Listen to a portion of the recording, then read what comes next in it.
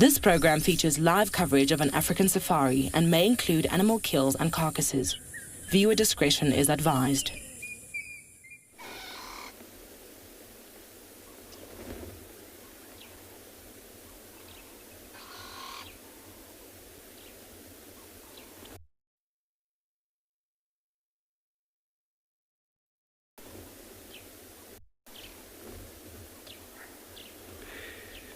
Good afternoon, everybody.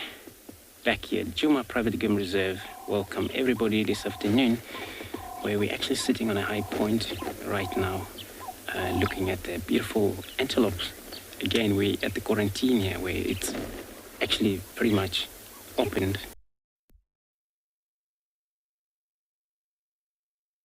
Very own live safari through the African bush.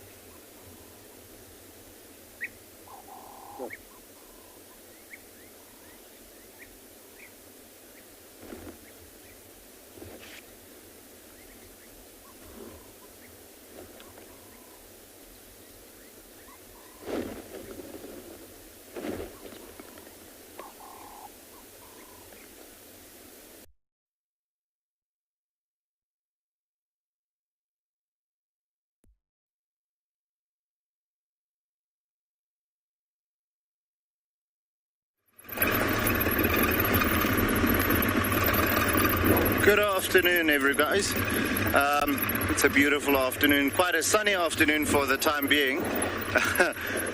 We'll have to see how the weather goes. By the way, my name is Moritz. Behind the camera, we've got Craig.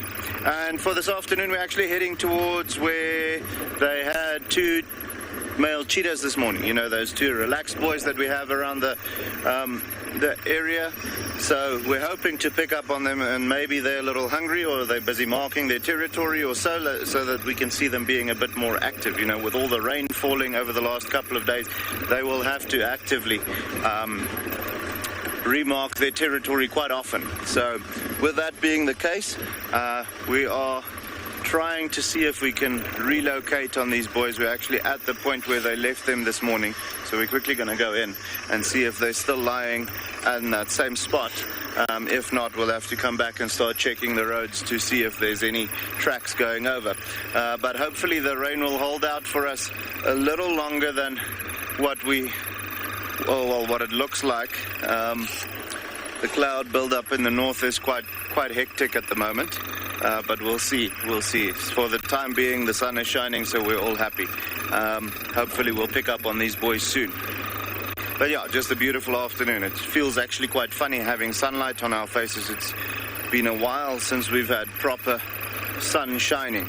There's been some hectic cloud systems coming through, bringing quite a bit of rain to Tswalu, which is amazing. I mean, we don't complain about that, but always good to have a little bit of sunlight after so much rain, just to have the plants growing and so on. We're getting to that point where you can see them almost going towards a yellowy coloration, and that just shows they need some sunlight, you know. As soon as they've had cloudy weather for a long time, it's always great, but they want a little bit of sun after the rain just to be able to continue growing.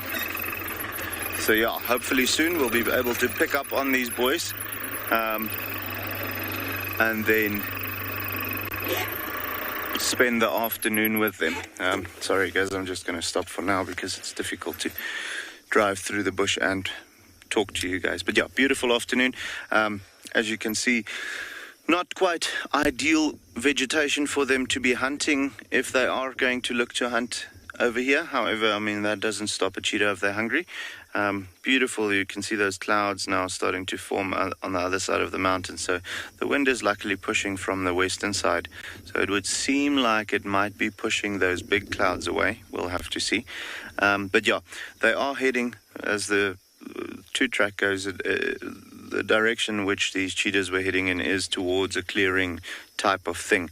So with that being the case, they might be setting up, lied down for the middle part of the day and being setting up a potential hunt this afternoon. Though that clearing that they are heading to, if it is the one that they're going to, normally has quite a bit of springbok or a odd blue wildebeest with, all the blue wildebeest have youngsters or calves now. So there's plenty of opportunities for the cheetahs to be able to hunt quite freely. But like I said, they might also just be doing their territory, remarking their territory. But yeah, guys, we're going to continue following these off-road tracks, see if we can find the cheetahs. And for the meantime, we're going to send you over to Lauren, okay?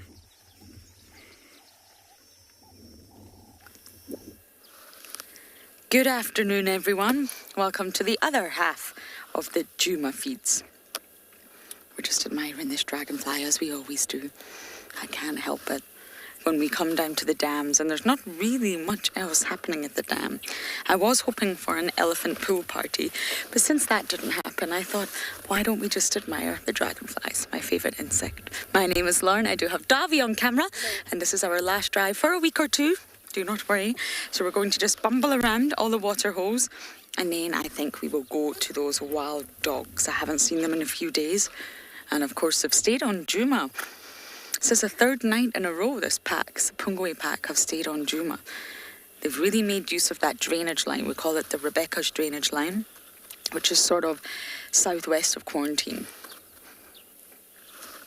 So we'll definitely go and spend some time with the dogs. But the point this now is it's far too hot. We are uncomfortable, they'll be uncomfortable. So we'll let them sort of enjoy the shade, and then we'll just go and join them a little bit later. I love how they put their bodies up in the air like that. It's an act of balance, but it does look a little bit bizarre to us. And the recipe for success for any insect life is really actually very simple.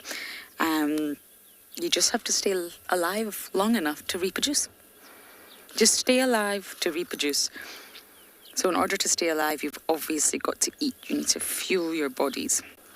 And basically, an insect life is all about eating and not being eaten. That's the sort of motto of being an insect. Avoid predators, not just predators in insect form. Mammals will eat insects, birds will eat insects, reptiles, frogs, even fish from underwater will catch insects that land on the water's surface. So basically, avoid being eaten, but eat a lot in order to reproduce. Insects can eat using mandibles, which is very specialized jaw counterparts of an insect, nothing like our jaws, or sponges, or even straws. And what I mean by straws, that's the proboscis. A lot of insects out here have a proboscis, which they drink up liquids, mostly nectar, instead of having mandibles. There's also a lot of insects that eat when they're in the larval stage, but then don't eat at all when they're in the adult stage. There's such a variety right across the board when it comes to insects. But it's the same eat or be eaten rule. You don't want to be gobbled up by other animals. They've got to reproduce. They've got to continue thriving out here in the insect world.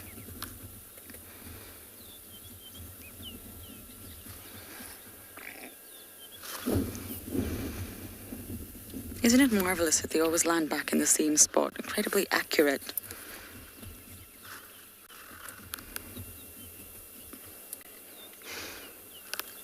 Suffix? Yes, to us they are. I'm trying to think if we can see. There's another one. It's landing back there, Davy. If we were to touch them, they would absolutely sort of break apart in our fingers. But to the dragonfly, they're very robust. Each wing, the forewings and the hind wings, separately are all powered by different muscles. And that's really unusual for insects. Normally you'll find the forewings move together as a pair and the hind wings move together as a pair. But in dragonflies, they each move independently and allow them to be such incredible flyers and aerial predators. So to the dragonfly, they're pretty robust. But of course, due to the size difference between humans and a minuscule little dragonfly, then yes, we probably could tear them apart in our fingers. They're made up of just scales. And one of the main differences between dragonflies and damselflies is that dragonflies have unequal size wings between the fore and the hind, and damselflies have equal sized wings. So if you're ever a little bit unsure at what you're looking at, you can opt for the wings. I have sun cream over my hands here. So we are just going to just bumble around some of the nearby water holes, see if anybody's drinking, and then eventually we'll slowly make our way back to see those doggies. I was very disappointed we didn't find Cara this morning, I'm afraid, and that jackal pup is still up in the tree. So I'll keep my ear on what's happening on the Western Channel as well. If she does come back, I really want to see her. But it's the perfect day for an elephant pool party as well. That's also on my list. I've got a very long list today.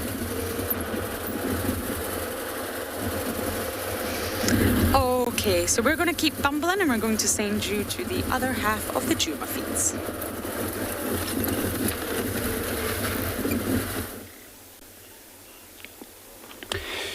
Thanks, Lauren. Good afternoon, everybody. Again, welcome to Djuma Private Game Reserve here at quarantine now. We got the big antelope as a kudu. I know we discussed this morning what average bigger size a wild dog can catch. Where we mentioned kudu, also we mentioned wildebeest and waterbuck. Now we got one of the kudu in the middle of the quarantine where the dog, they are pretty much still lying down. Lauren, she's going to check on them later on.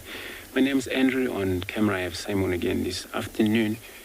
So we actually started in this high point because this morning it was not actually a lot of interactive here. It was not even a few impalas, it was only two, and the rest of them all returned after that, disturbed by the dogs early this morning.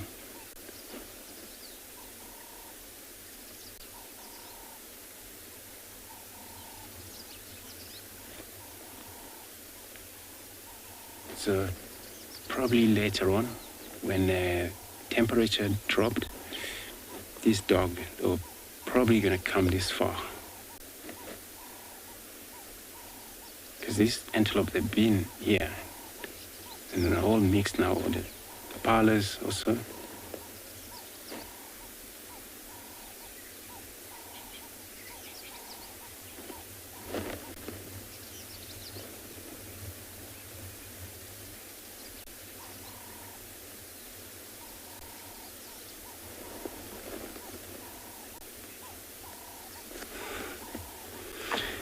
So jackal, I asking why this area, it's called quarantine.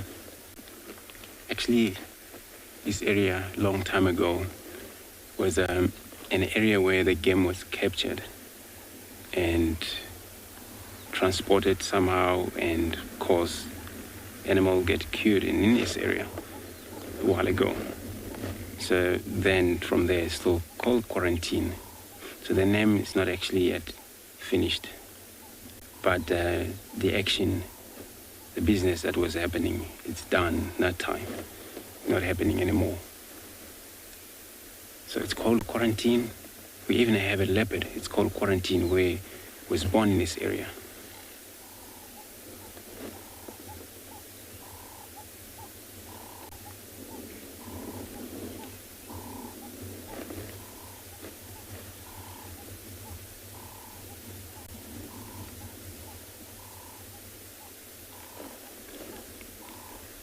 So our plan this afternoon, we're going to be searching around.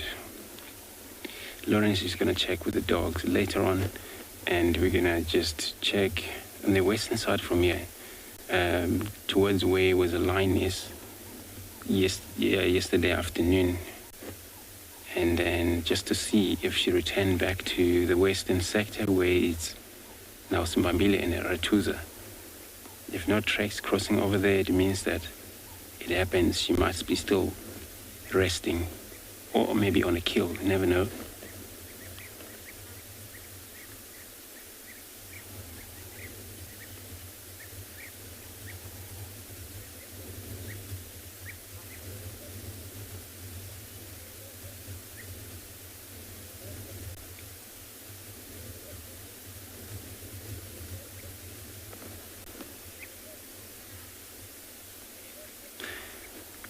Really asking how often do the impala breed. So once a year, and they're actually a seasonal breeder. So around the winter, beginning of the winter, it's a rutting season for the impalas. Most of their males are all competing, fighting in order to win a territory or dominate the females. And that time is actually mating, carry on from that. Pregnancy takes anything from 6.5 months, 6 months, and November, December they actually drop their baby. So they are a seasonal animal breeder.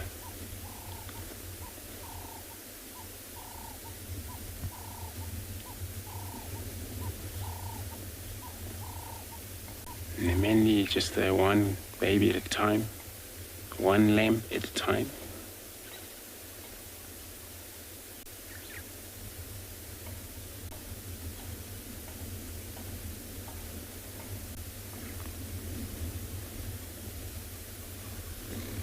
There is also one of the male. I wouldn't say that it was a dominant all along, because dominant can change quite often. It's not guaranteed for male to dominate all season, all year round, even one season, until the end of mating.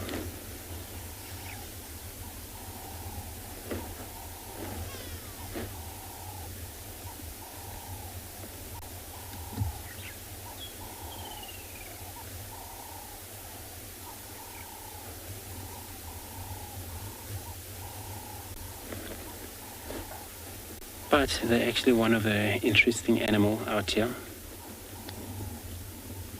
One thing about them, they can delay give birth if it's not much of green. Remember, the green, it's all about, helping these mothers to produce milk so that they were able to nurse their babies. So they delay give birth so that, until it's rain. Then if no rain for quite a long time, they will probably immediately drop their baby though. Only delay by a few weeks or so.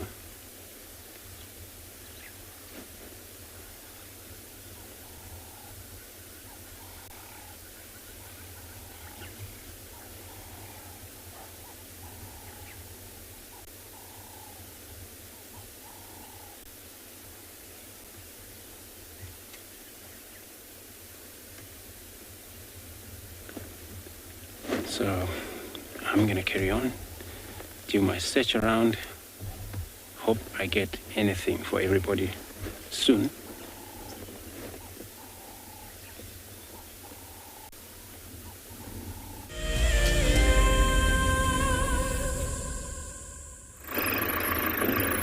Alrighty guys, so we just had a look at the spot where they had the cheetahs this morning last, and they're not there, so we're thinking that they might have moved on, most likely in this direction towards this road. So at the moment we're just checking to see if we can see any tracks crossing over the road,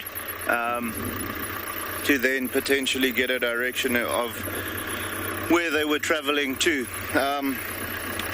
So yeah, with them not going static, I am of the opinion that they are, rather than hunting, marking their territory at the moment to try and cover as much distance as possible. However, I might be wrong. It might just be that they had them early in the morning and they left them and they just decided they're going to move a little further on before they lie down for the warm part of the day.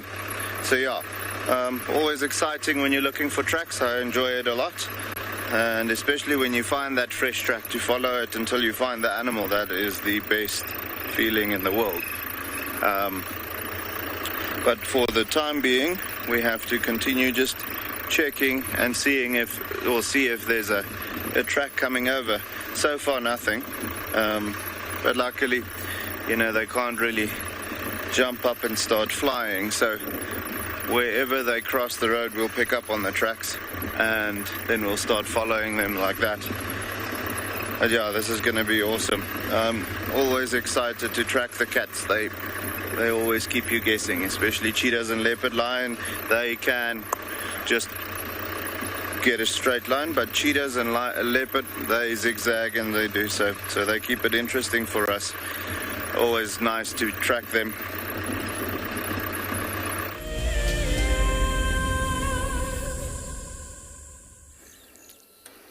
We've came to my favorite little pan. I always hoped I would see the lesser moorhen again. I saw it twice here, once live, but never again, which is rather unfortunate. Although we're admiring the weavers, that's actually another reason Davi and I stopped here. We're going to try and crack open a Marula nut for you. It's not going to be easy. And when I say we, I mean Davi. But Morris, one of our fantastic game scouts that we have, some of you will remember him, we used to do bushwalk with him. He taught us how to actually get in. What is inside the Marula nut? What is it that the squirrels and all the other small ground mammals are after? It's incredibly rich in all sorts of proteins and essential oils. So we're going to try and show you. We're not going to do it live though, it may go a bit wrong. But we'll do our very best to show you what is really inside a Marula fruit. We've got many in the car. Davi's ate half of them already. But we're going to try and do a bit of a demonstration, and we figure standing by this pan to do so is the perfect place. Although we come here every day, it will all be over soon.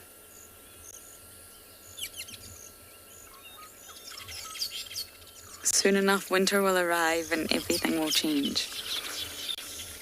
And you'll miss the sounds, the smell, the water. Everything will go.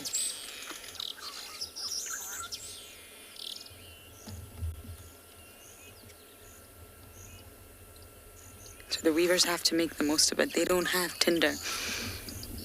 They don't have Facebook. They've really got to make the most of the time here. And that's why they're all concentrated in one area. Although it seems like competition between all the males, and yes, it is competition, it makes it easier for the females to arrive and therefore more chance for you to have success. Whereas if there was different weavers on different trees scattered all throughout the reserve, isolated one by one, it's going to make it very difficult for every weaver to have success and continue on their own bloodline. At least this way, it's sort of colonial, and although they're competing, they don't want every male to get lucky. They're also ensuring that the females are attracted to the one area.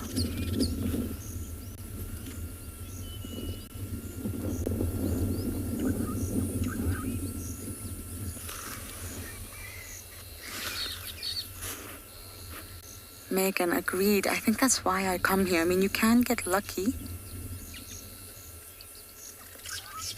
but it's a very peaceful setting.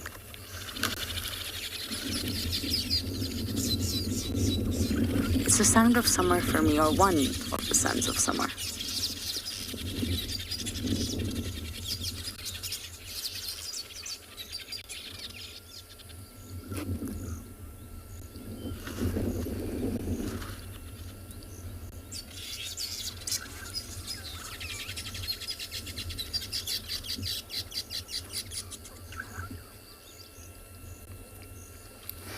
Nick and Nova, no.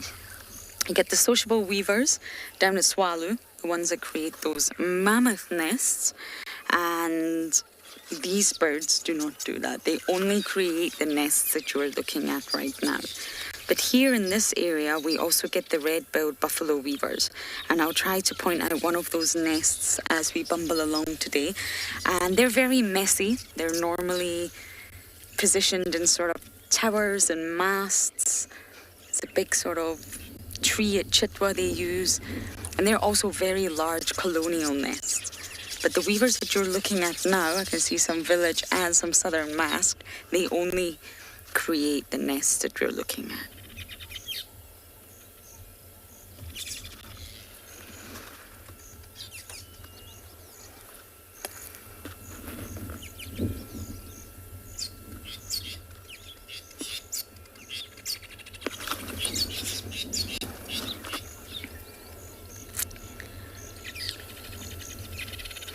Stuck in bed, I don't actually know. I couldn't conclusively say. My gut would tell me yes, they would come back to the same area every single year, talking about on an individual basis. But otherwise, I'm not sure if they come back to the exact same tree or they maybe go to a different tree. They would come back to the same area, yes, on a larger scale, but whether they come back to the exact same tree or not, I'm not sure. I think that would be a really interesting study to do, though. Tag them all and see if they come back to the exact same tree or whether they maybe go to a different tree such as Chitwa, or maybe they go a little bit north into the Mangileti. That would be really, really fascinating, but I'm not sure.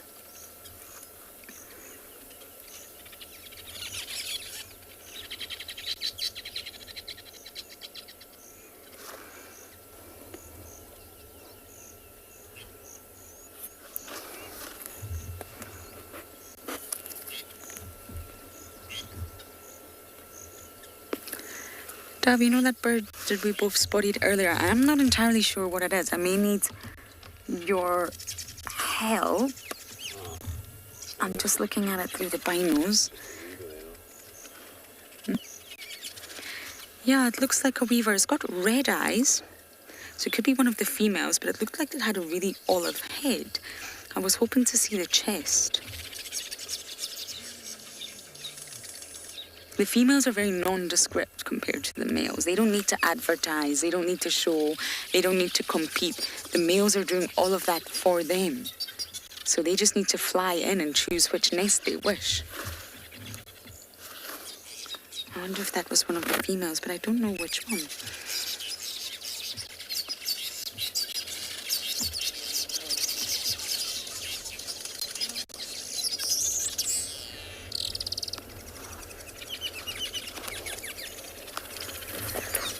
So in case any of you have forgotten, we do want you to talk to us.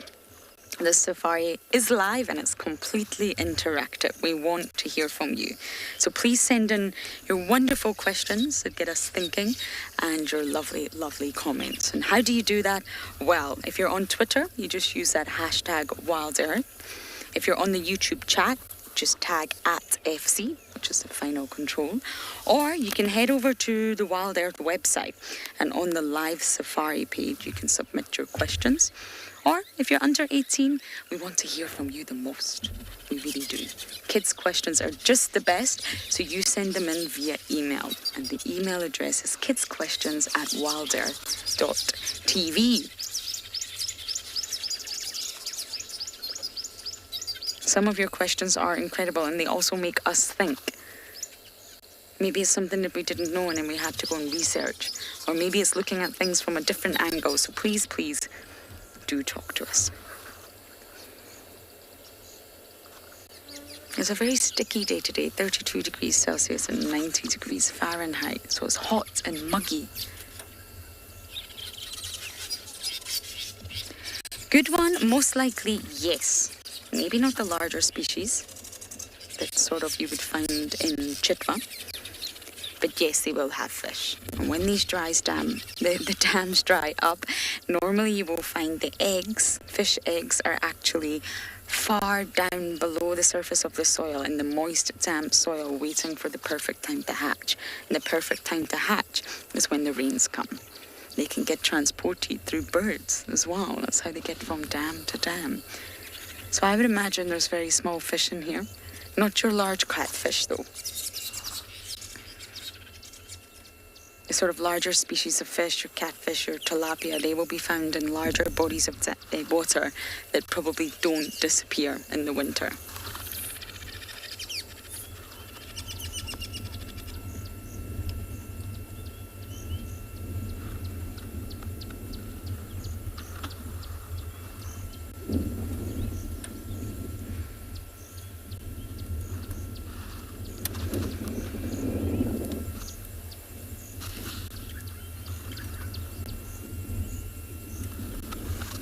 I'm still just scanning around to see if we can see any other birds.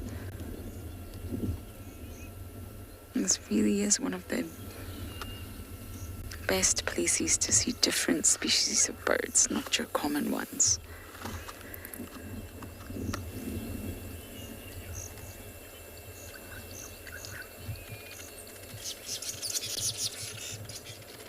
Good one, the weavers that you're looking at, there's different species of weavers. But these weavers that you're looking at are migrants. Now, they only really arrive for summer. So they only return to this very tree. A few other colonies arrived earlier. Oh, wow. Was that just an influx of females? No, they just flew around. Flew off and flew back. Wow. Lots of females. You see how nondescript they are. And I don't mean that in a bad way. The female on the right, they're just not as bright or elaborate as the males. But sometimes you get males in their non-breeding plumage and it can be rather confusing. But to go back to your question, they are migrants. So they only really arrive here in time for summer and they will leave again once the summer ends. They come for summer so that they can breed and feed on all the wonderful, delicious vegetation and insects. They're also known to feed on nectar as well. But they're intra-African migrants. They don't come far. They don't travel very, very far, but they come to these areas to breed. And once the nest itself, any individual nest, is sort of being used by a female and reared the chicks, it won't be used again.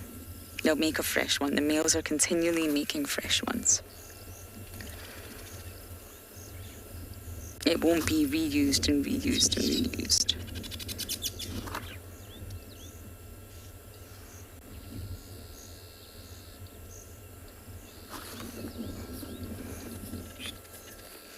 You can see they're very well structured. Okay, Darby and I are going to get cracking some Marula nuts open, and for now we're going to send you across to Andrew.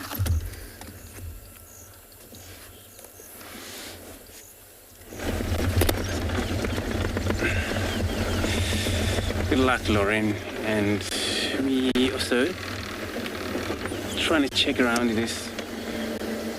Always is best to check watering holes, see if there's anything will be around drinking or so it's always a good thing. So we're checking here just to see if there's gonna be anything. Oh yeah, there's a bird over here. A crested francolin. Crested francolin, they're probably making their way to drink. And those are the birds that every time the sun is going down, they make enormous sounds, but a way of communications, so that even they spread around, sleep different places, they will know exactly the members they are around. For the next morning sunrise, they will be able to capture up again.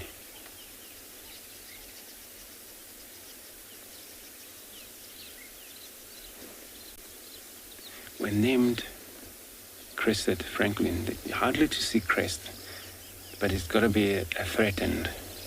So they rise a little crest on top of the head, where others don't. They just fly off without any rising any feather on top of their head.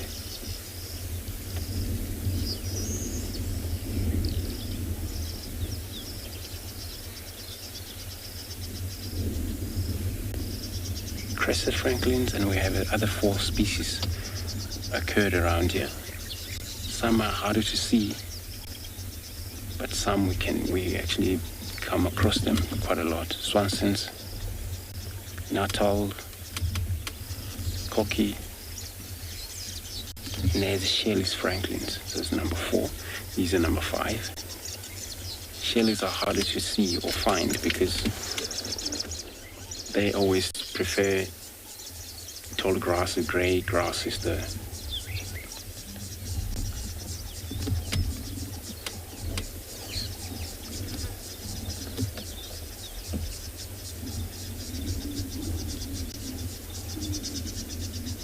now it's always quiet around the waterhole because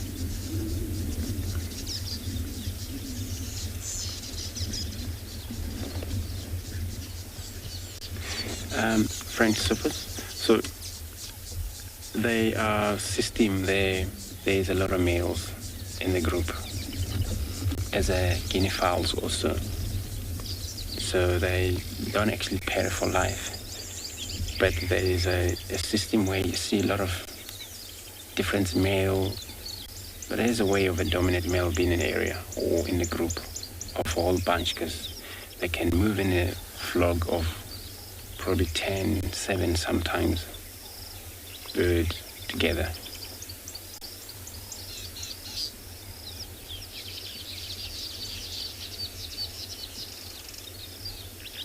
So those when they feel like they want to dominate somewhere else, they got to trying to move somewhere else where it's the weakest males and they can take over the other family member there. Carry on dominating, but only males can shift when they feel like. Female, they're more likely to stay in one family. And they're not territorial at all.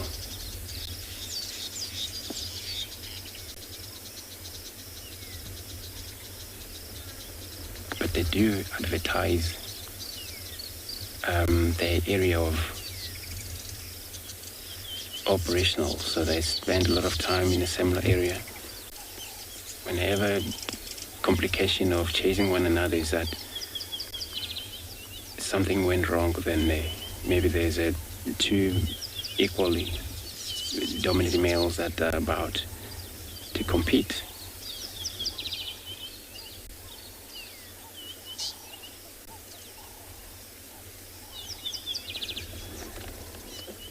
Now we're back on our musk weavers. You see a lot of a white 4-minute frog's nest. Those are just the last rain we have. There's been so many frogs that spend a lot of time, nesting, doing their form. And then this time is the only time that tadpoles would already, some of them fell into the water or emerge from the form itself where they hatch from the nest. And they spend a lot of time there in the nest before they merge out. But it's so important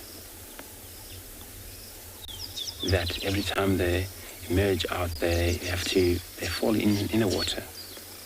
If it doesn't happen, that probably they'll die. They need to immediately fall into water. They'll spend time there on their own. Now they don't need mud anymore. They'll survive feeding on a very soft material such as algae and things.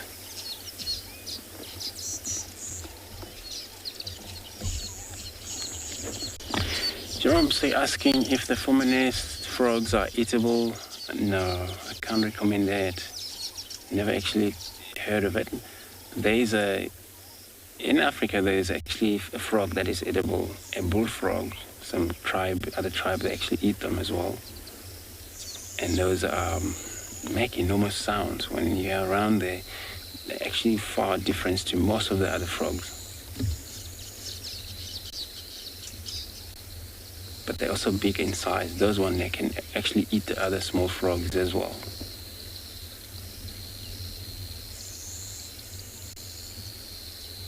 And they're not available every time, only when.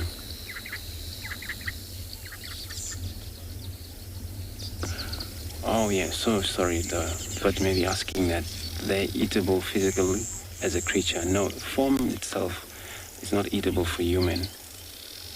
For other organisms such as the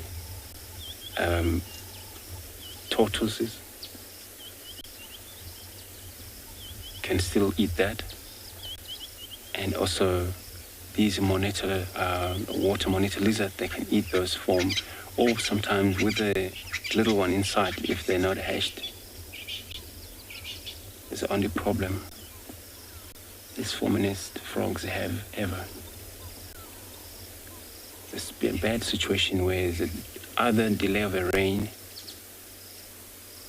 and then dry take place immediately, and then of course nothing will happen in that nest. All these eggs will dry inside, even though they're hatched, but then they'll emerge, get out, but then they'll find no waters underneath and die. But also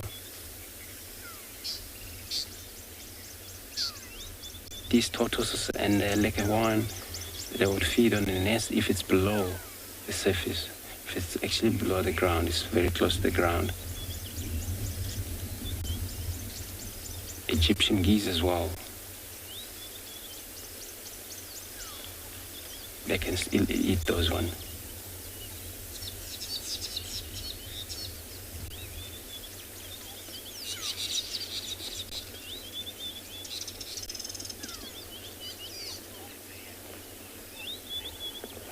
So leopard girls asking how many eggs they lay at one time. So there, what happened, each can lay over 70 up to 100 sometimes.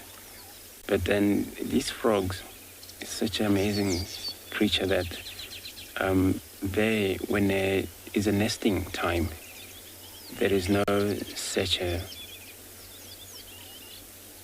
order of calling your own nest or anything. So each one would participate, those females, on producing the form, and then any males that will be actually fertilizing this nest and eggs. So it's kind of like a back leg display when I do that. So it's a whole work, sometimes overnight and probably a few hours during the day.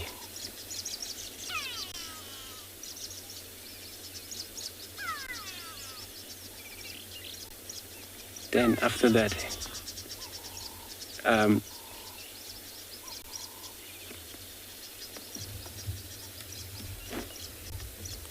so you're asking if there's any predators here in the water. Not that I can tell right now, where I was actually hoping for a hippos, but it's actually since we got here, it's all quiet. I know they can hold their breath for about sometimes 6-8 minutes when I want to. But I doubt it now. It's nothing here. If it is, then we hardly seen crocodile in this watering hole. But they move during the night. It happens on their way out. This was a rest place for them during the day, and in the night they can continue their journey again until they get to the place where they aim to reach.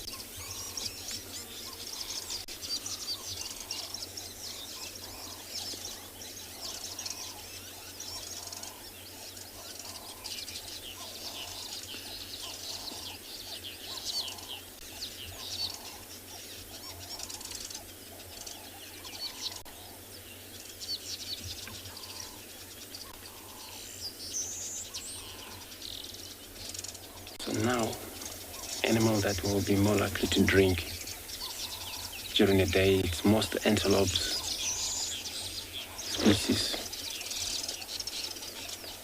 But this watering hole here, it's all the thicket around it, where many of the antelope, they don't trust anything that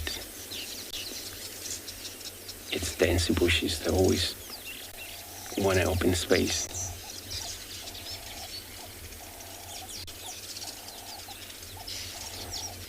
So they that Neil understand that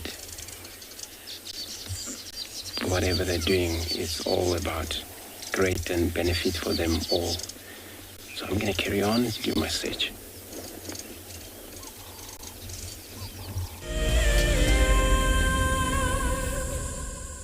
Our first WildEarth Explorers competition has closed. And we have a winner. Congratulations to Chantal Sleep from Benoni in South Africa. I felt totally overwhelmed for winning this prize. I will be taking my son with me, and I can't wait to share this experience with him. Chantal and her son have won a behind-the-scenes WildEarth experience at the magnificent and beyond Ngala tented safari camp. The prize includes a 3-night stay and a chance to sleep out in the unique Ngala treehouse. I would like to thank WildEarth for making this dream come true, and I encourage everybody to subscribe, to become an explorer, and stand the chance to win these amazing prizes, and so much more. For this month, we have a brand new prize. You could be jetting off to Tswalu in the Kalahari for a 3-night stay at the luxurious Motsi Lodge. Open to all WildEarth explorers who have signed up before the end of January 2021. Terms and conditions apply. If you love to watch WildEarth, then we are inviting you to join our Explorers program. For a monthly subscription, you will have the opportunity to win fantastic WildEarth expeditions. Join our guides for a chat around the fire, receive weekly highlights from our shows, and much more. All the money will go to keeping these live safaris on air, which in turn allows us to escape into nature every single day. Have you been watching WildEarth and dreamt of being right there on safari with one of the guides? Well, now you can. WildEarth is offering you a chance to buy a ticket to dream. You or a friend can hop on board a live WildEarth show and join our guide on safari. The ticket is redeemable at any of our locations, anytime in the future. Only a limited number of tickets are available, so don't wait. Get your ticket now and start dreaming. Terms and conditions apply.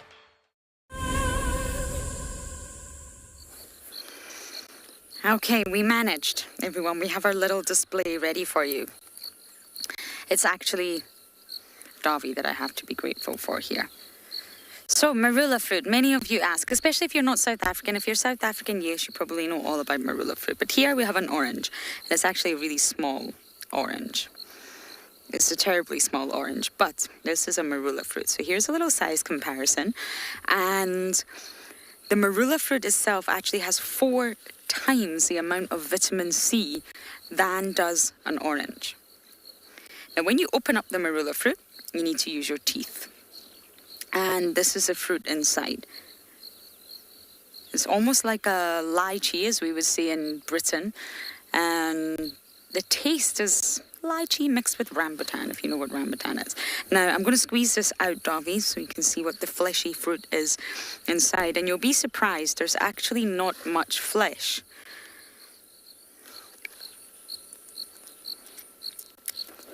I had to use my mouth for that one. So here you're going to see it's mostly made up of a stone. That's what it looks like underneath the skin. This is what people want. This is a fruit. It's incredibly delicious, very, very sweet, especially when they're yellow. Now, once you gnaw away, using your teeth, all the flesh, you're going to have this. And this is a sort of nut part with this external casing. This is what the squirrels and lots of ground mammals are after. Not the elephants, but the squirrels. Now, it's not easy to get inside here. It's really difficult to break, and how Davi managed to do it was actually use 2 rocks on the ground and smash it open. And when you smash it open, it's going to look like this. Now, if you see inside here, there's a sort of white-looking part. That's the nut. That's the most delicious nut that contains a lot of protein, and it's very, very rich in omega oils. I think it's omega 9 and 6. So it deeply hydrates and nourishes. It's incredibly good for you, and that's what they're after. So what I'm going to try and do right now, hopefully I'm successful, is pick out this little nut with Davi's Leatherman and see if we can actually show it to you. Because this is a part of the Marula fruit that not many people get to see. It's very, very soft, and it's so delicious. It tastes slightly like a fleshy coconut. a sweet fleshy coconut. It's not too far off. And here you go. This is what it looks like. Now, not many people eat this part because it's so difficult to get to. But this is where all the nutrients are. So when we find the empty sort of Marula nuts and everything's gone from inside, that's because the animals are looking for that part. Ravi, would you like to eat it? Yes. Since you did all the hard work.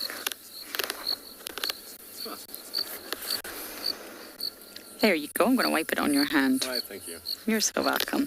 So it's very, very nutritious. And the Marula fruit only comes from the female. They're dioecious and they're deciduous. So it means they will lose their leaves and go very, very barren in winter. It's only in the summer that you'll see the fruit come out. And it's only in a certain part of summer that the fruits will all start to drop from the trees and litter the grounds. And this is what all the animals want. So once they sort of get past the fleshy part, which is the delicious, yummy part, I can't throw this back in. It's completely natural. It's the insides that they want. It's almost impossible to get to.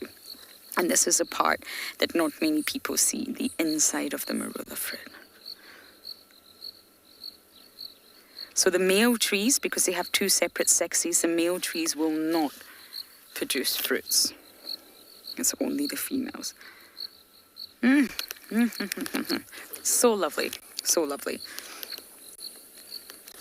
Oh, okay, I'm going to throw all my marulas back into the natural environment and probably eat some more. But for now, let's go across to Andrew.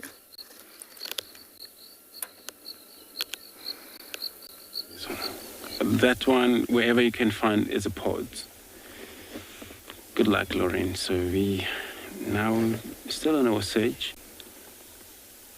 And then our plan was to go to search for that lioness, if she's still around. But, you know, it's quite a interesting bush to show out here, where everywhere you go, it's all showing its beauty and its nature. And then now there, it's going to be very difficult to examine the pods of that tree. It's called silver cluster leaf or silver terminalia, where it's this time of year you see a lot of pods up, but they're actually favorite for the elephants as well. The other deep season, such as the winter, this tree is not actually disturbed so much, because then elephants, they only need the pods and the very new shoot leaves out of that tree.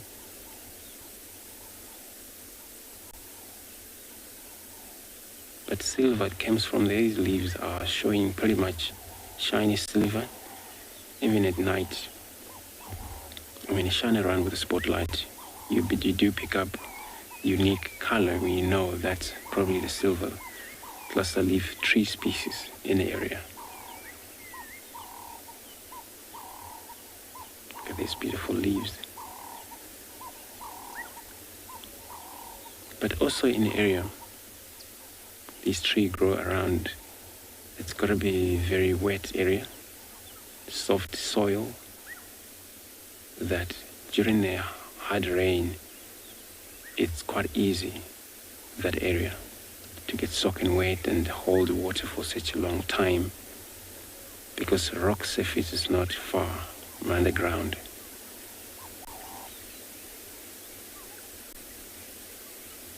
Where many other trees will probably just dry out, or because they're soaking wet, they don't need that.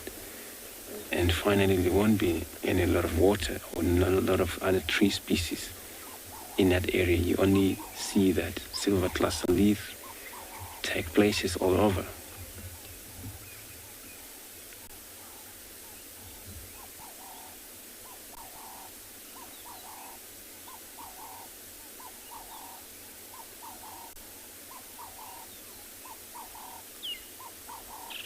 So now medicinal uses, traditionally, the leaf, a leaf itself, you can chew them. You can still swallow the juice after you chew, or you can squeeze them to a little bit of a juice into glasses you drink. But again, doesn't really taste nice, so it helps the stomach, diarrhea.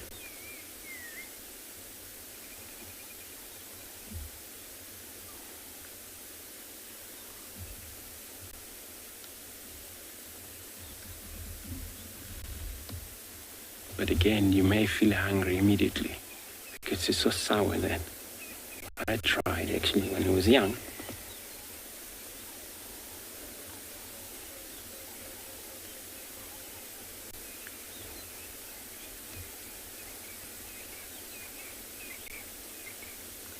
And the wood itself, it's good for furniture, but it's yellow inside.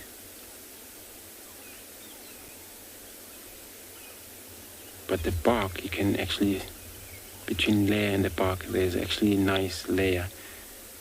We use them, you can actually blend, actually making a rope in the older days.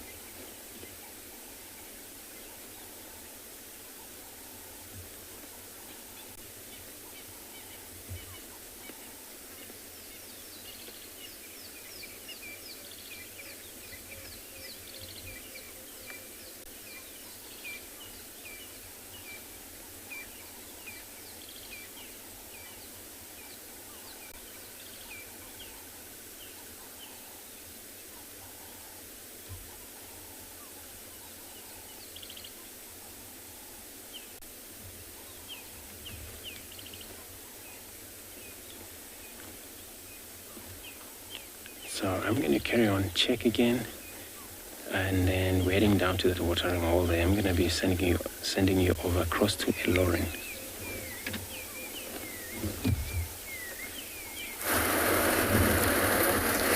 I'd actually quite like to take you to a tree, a marula tree that's dropping all its fruit, so you can really see what's happening. Hello, dwarf mongoose. I just saw you run across the road there, hiding from us. So I know 2 marulas that are dropping their fruits really, really severely. So we're going to head there so we can show you them just before popping over to the dogs. And the marula tree itself is actually found in 29 sub-Saharan countries throughout Africa, all the way from Cape Verde to even Ethiopia. You will find the marula tree. So it's not native to here. You will find it across Africa. And its fruit for centuries has been so highly prized. I mean, you get amarula, that wonderful alcohol that many people enjoy, made from the marula fruit. You can actually get marula jam, which I've never tried. Have you tried it, Dobby? No. If any of you make marula jam, please send us some. Please, I'd love to try some. And marula oil, the sort of cosmetic industry, oh hello, and the pharmaceutical industry use marula oil a lot, and this is the oil that comes from the nut. When you press the nut, which you should actually be able to get out as a whole nut. I just don't have the expertise. Good afternoon. Just going to pull up a little bit more, Dobby. How's that? It's a very large male giraffe.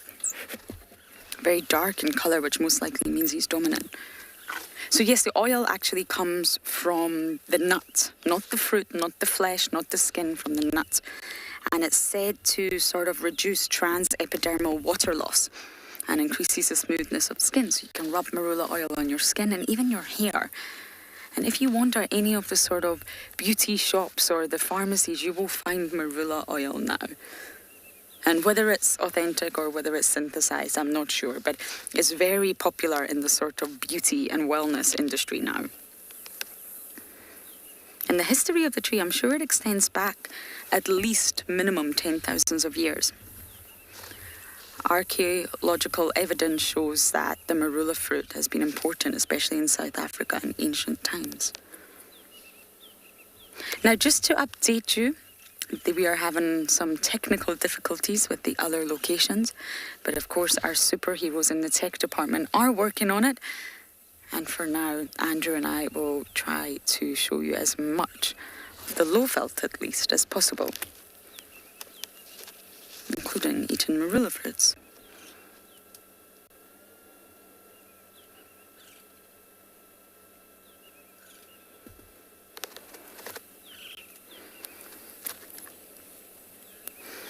Suzanne, elephants. Oh, the famous story with elephants eating too much marulas and getting drunks. They absolutely love the Marula fruit. They don't get drunk though, that's definitely not the case. And it's the fruit that they eat. It's the flesh that they want, the juicy sweet part. I don't believe elephants go for the difficult part, which is that kernel containing the nut. They want the juicy fleshy part. But there's really not much flesh on it. There's more flesh on a lychee, even a rambutan. I'm trying to think what other small... Mangosteen. There's more flesh on than there is on a Marula fruit. If you've never tried mangosteen, everyone, it's my favourite fruit. You must find it. I think it's native to Southeast Asia only, but try to find it and it is absolutely delicious.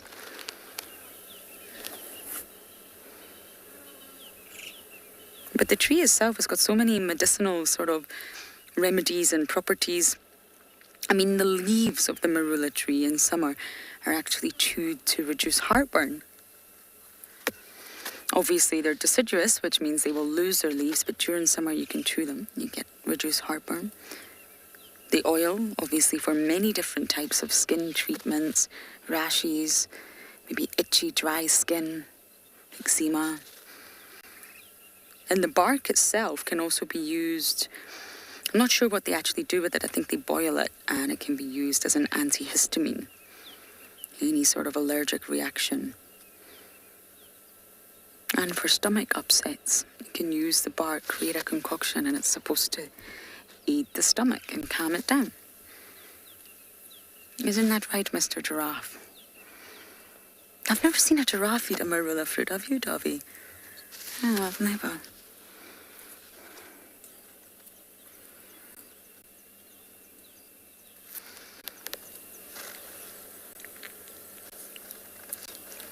Animal house? I have never been asked that question before. I don't think so. But I'm really not sure. I'm sure Google will have some weird and wonderful search results when you type that in. But I'm really not sure. There's 4 different species now confirmed, but they are quite remarkably similar in terms of size. But in terms of a dwarf giraffe, I'm really not sure.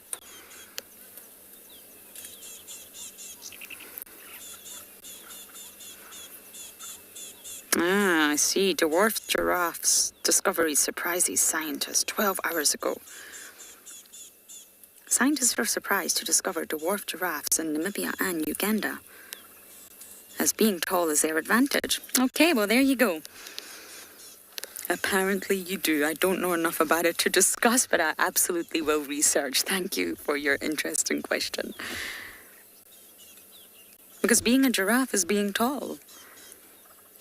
Having a dwarf giraffe would be... I wonder how that would affect its survival rate. It'd definitely make it easier to prey for the predators. Because they still have that awkward shape.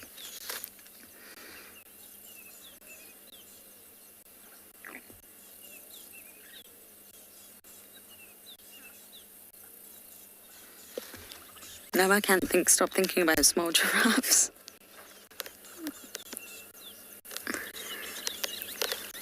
Sharon, the markings are incredible, and believe it or not, there's a unique part of the giraffe that's unique to each individual.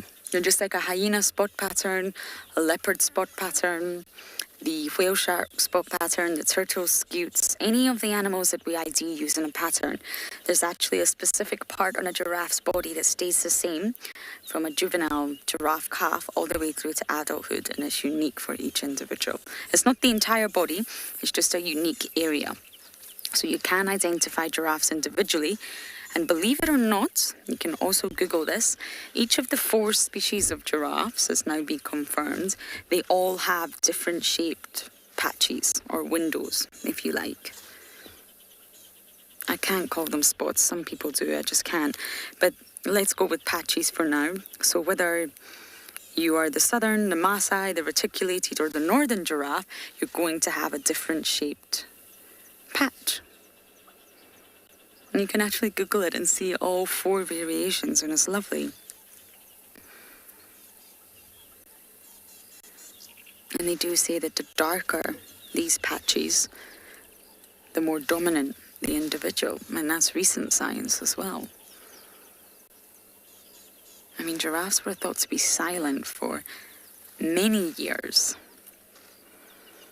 The occasional bellow, but generally speaking, giraffes were thought to be completely silent, and it's now understood that they're not silent at all. They term it humming, and I say they, I mean scientists, because giraffes produce a sort of noise from a frequency completely out with the human hearing range to communicate to each other all night long. And this is most likely because they are gregarious. They do enjoy being in one another's company. And they're diurnal, so once it gets dark, they most likely just communicate all night long. And the sound that they produce, we cannot hear, so we assume that they're silent. And it goes back to that putting yourself in the animal's shoes. Now, obviously, they're not wearing shoes, but you know what I'm saying. Because we've always assumed that they're silent because we can't hear, but they're in fact not silent, and they're constantly communicating with one another.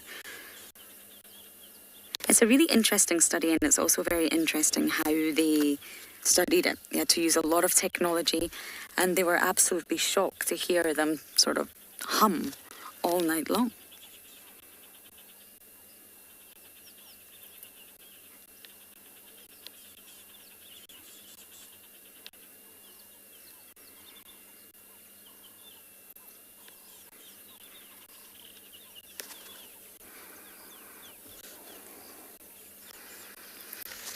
Rex, it depends how you define sitting. I guess I would define sitting as sitting on one's bottom. So they don't sit like us, that's for sure. But what they do is they can sort of lie on the ground with their body, tuck their legs underneath, and they curl their neck around their body. And this is how they sort of get their naps in. It's called a high alert power nap strategy. But they won't sort of sit as in just solely on their rear end. They do put their entire body on the ground and just tuck their legs under. And it's not easy for a giraffe to get back up again, and it can leave them rather vulnerable, which is exactly why they don't stay down on the ground for too long.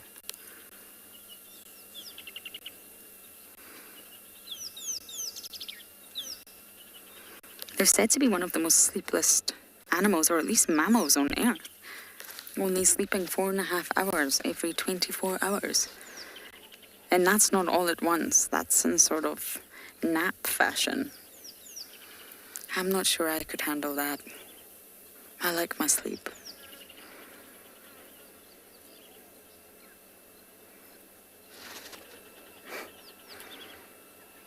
You're really enjoying this, Mr. Giraffe, aren't you?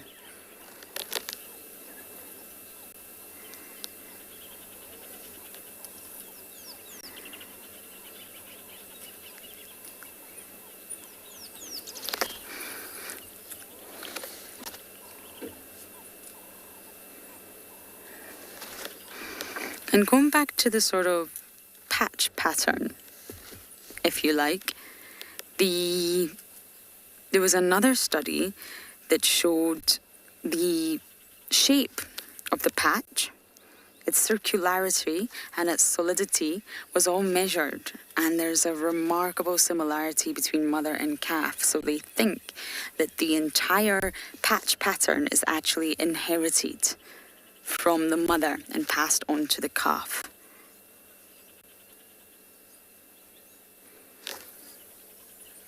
This is really, really fascinating. Genetic traits.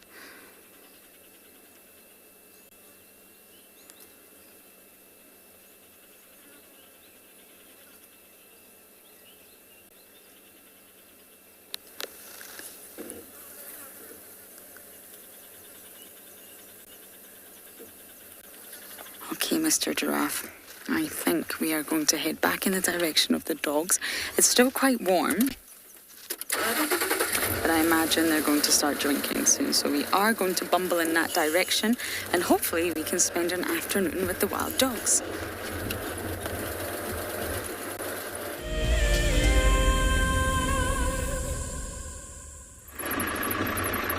Alrighty guys, so we have picked up on the tracks for these two male cheetahs. It does seem like they were hunting after they left them this morning, so there's the last track we have is a running track coming in this direction. So we are now just trying to pick up either on the tracks again. They are heading towards the dunes, so most likely we'll be able to pick up on the tracks if they don't cross over the road here soon. Over there, they will use the dunes as high points to as a vantage point to try and see where the prey species are, or just to have a lookout point, to scan over their territory. But with them hunting after they were left this morning, it does make life a little bit more difficult for us because it means they moved quite a bit more. So we'll have to try and follow up and potentially pick up on the tracks. But as you can see, when we look at the vegetation over here, there's quite a lot of shrubs and creepers and those types of things covering the surface of the swirl. And the sand is amazing for tracking when it hasn't been raining, but if it does rain, the sand becomes really hard. So the tracks for the lighter animals doesn't really register that well. So you're going to see a toe here or a nail mark there or something like that. But typically, in the softer sand, it's just like a trail of breadcrumbs that's been left for us to follow these animals. But now, with it have rained, it does make life a little bit more interesting, which, to a certain extent is always more exciting. So good times lying ahead. We're hoping that we're going to find these cats. And hopefully they haven't been successful yet, that they'll hunt for this afternoon for us.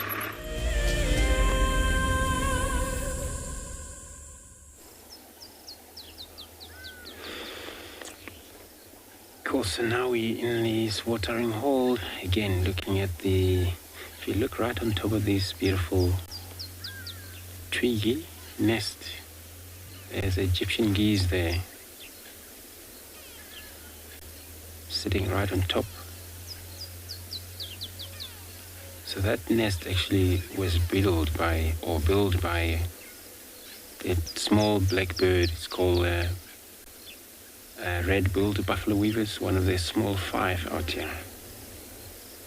So when we say one of the small five, there is a small five, where is including leopard tortoise, lion ant, which is an insect as well, rhino beetles as a beetles with a little horn.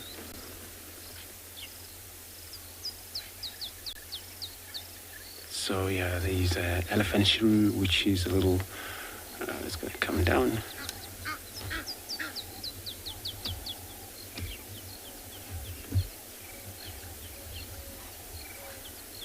So that's the male we're looking at, a male Egyptian geese. So usually you're able to identify them by their call, where males, they hissing kind of call, type of air sucking in and out. But then a female, they do kind of like enormous sounds.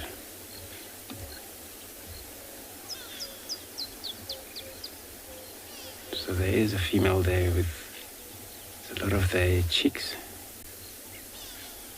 basking in the sun.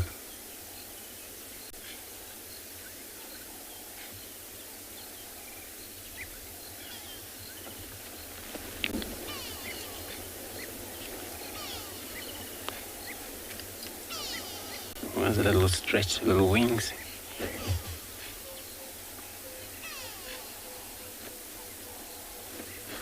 Looks like only 4 chicks there. Normally have anything from 10, 7. But sometimes the number go down due to the survival. Somebody's a predators out there for them. Eagles.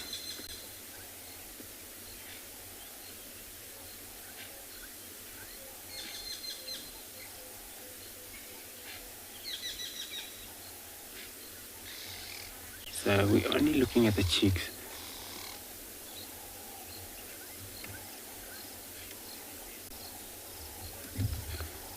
So you're asking how often do the Egyptian geese rebuild their nest?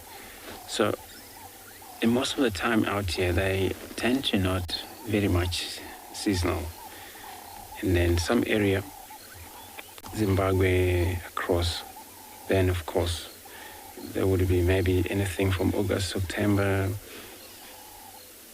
also out here, but mainly they are not strictly seasonal breeder. So any time, but remember they are a pair for life, where male and female stick together for their life, breed, take care of their baby together, male and female. So they mainly take over, like the one was sitting right on top, that male, that's where they often, place their nest.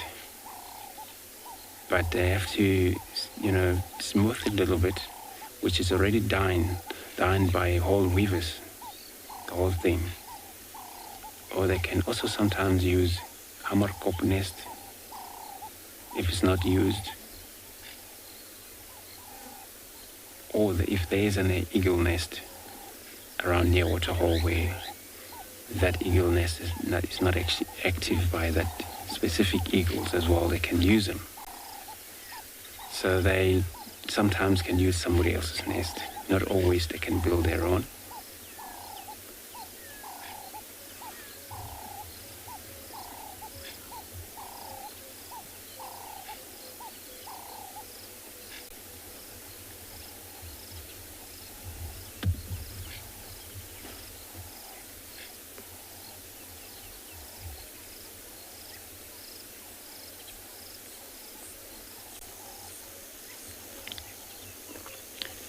Here indeed is such a beautiful waterhole out here. This is where we saw that lioness yesterday and the young male. Actually, we only discovered that she's a Shumungwe bride. So the Shumungwe bride are actually from the west. They find themselves this way here because the boundary is not far away, the western boundary. And this is the only closest water for them to drink and do a little bit of a hunt. So it is beautiful, beautiful watering hole here.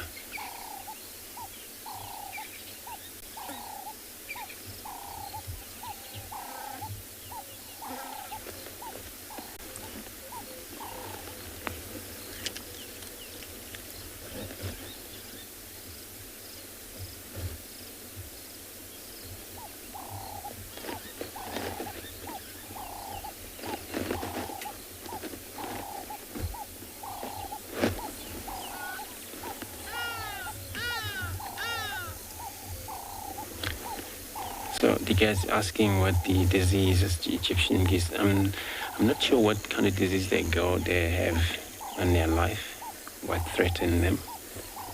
That I'm gonna have to double check on that.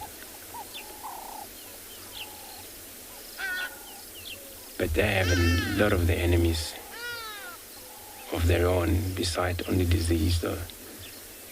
They have such an enormous size of predators out there, leopards, and these young one, they can actually eat by the water monitor lizard as well if they can't get out immediately out of the way.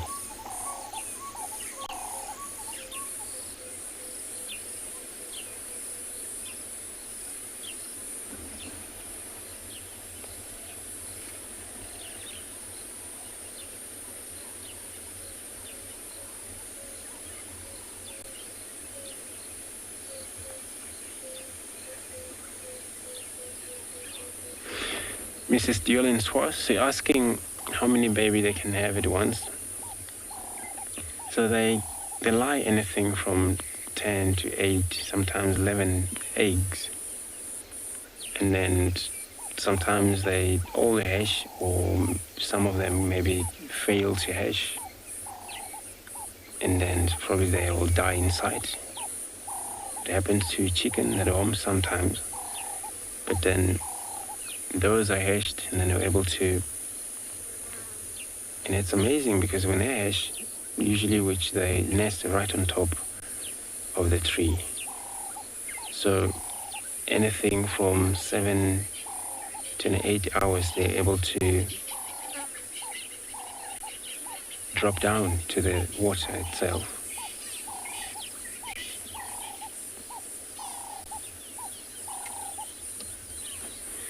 So I'm going to carry on, check. I'm going to be sending you across to Lauren again.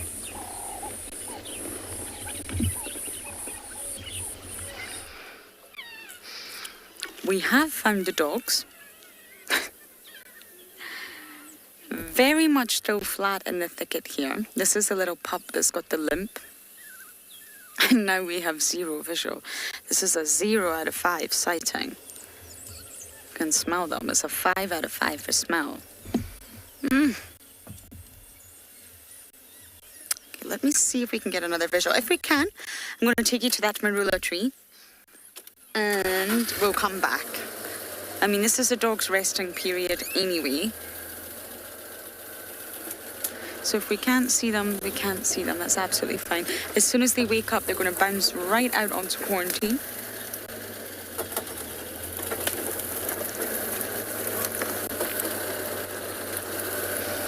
They're nestled right in there.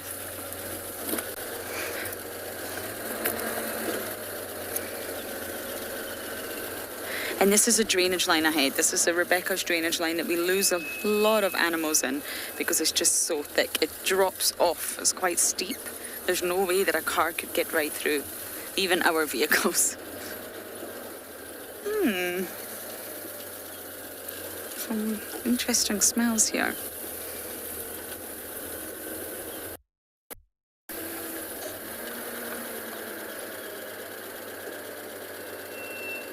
Can you see any from here, Davy? No. Okay, let's head back to quarantine area so that we can stay in the area, but I don't think we're going to get a view for now.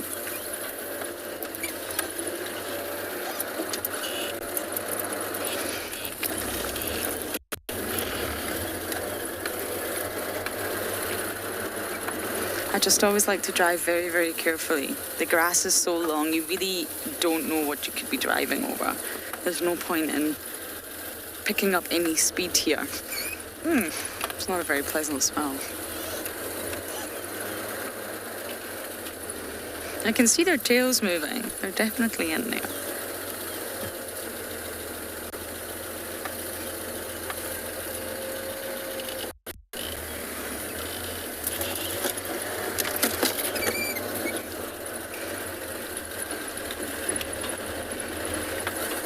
Okay, let me just quickly check around the corner and we will bumble on, but we won't go too far.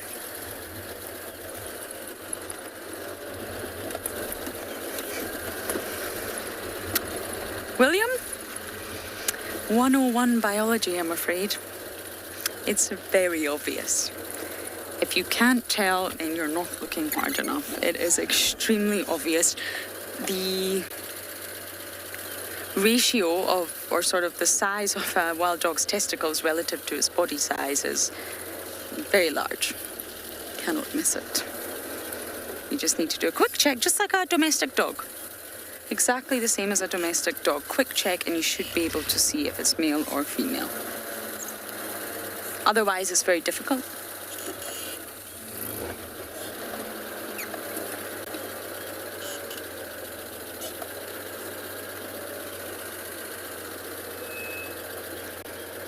What do you think, Dav? You do? Oh, yes. Okay, let me just go forward a fraction.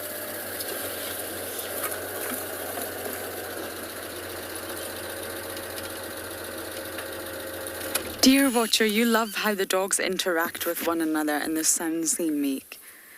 Those iconic vocalizations. I can see all the vegetation moving. The dogs are there. It's just impossible to see them. And yes, I love their contact call. Hoo, hoo, hoo. I'm surprised no one responded there, actually. It was pretty accurate. But when they see one another, it's lots of high-pitched squealing. Not squittering like a hyena, but almost as... lots of high-pitched noises like that once they reunite after being split up. Okay, I really don't think we're going to get a view, and I think it's also important that they're nestled in the vegetation like that. We can just bumble. There's always stuff to look at on quarantine, and then we can come back. They're 100% there. We just can't really get a view. It's too hot for them right now. They're trying to keep cool. So we shall let them do this. Okay.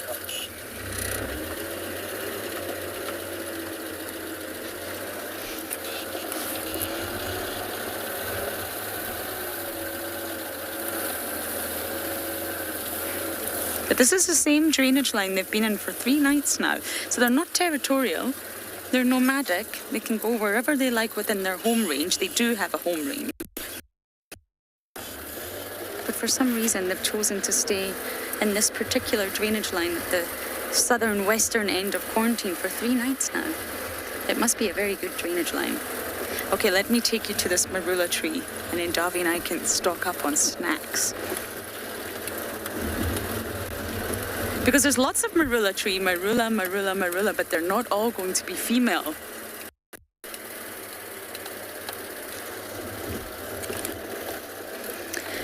Bobby, most likely not. A lot of them get driven over by cars if they're on the main roads, and a lot of the ground sort of small mammals will come for the fruits. And of course the elephants hoover them up, and I use the word hoover quite accurately. They love them. And that's where the sort of drunk, inebriated pachyderm story came from. The fact that the fruits ferment, and therefore when the elephants eat so many of them, they'll get drunk. And it's completely not true in any way, shape or form, for a variety of reasons. The fruit is not on the ground long enough to ferment. It's really, really not. Secondly, the elephant was to eat all the rotten fermented fruit, it would need around 1,400 Marula fruits at one time to even slightly remotely feel drunk, and that's not going to happen. So I don't think they're on the ground long enough to really ferment. You might get a few rotten ones, a few bad ones, but really they get snapped up very quickly, and it's not just for the flesh, as I mentioned, it's for all parts of the Marula fruit. So there's one just on the corner of quarantine that I'm hoping to get to show you what it's like when they all start to fall.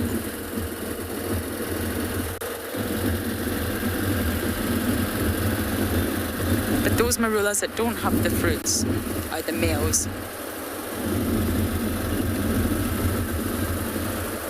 Maria, I really don't know. I don't know the length of time it takes to grow from the seed, I'm afraid. I couldn't answer that question. I don't think it's very long, how long it takes to grow on the tree, but I don't actually know the exact length of time.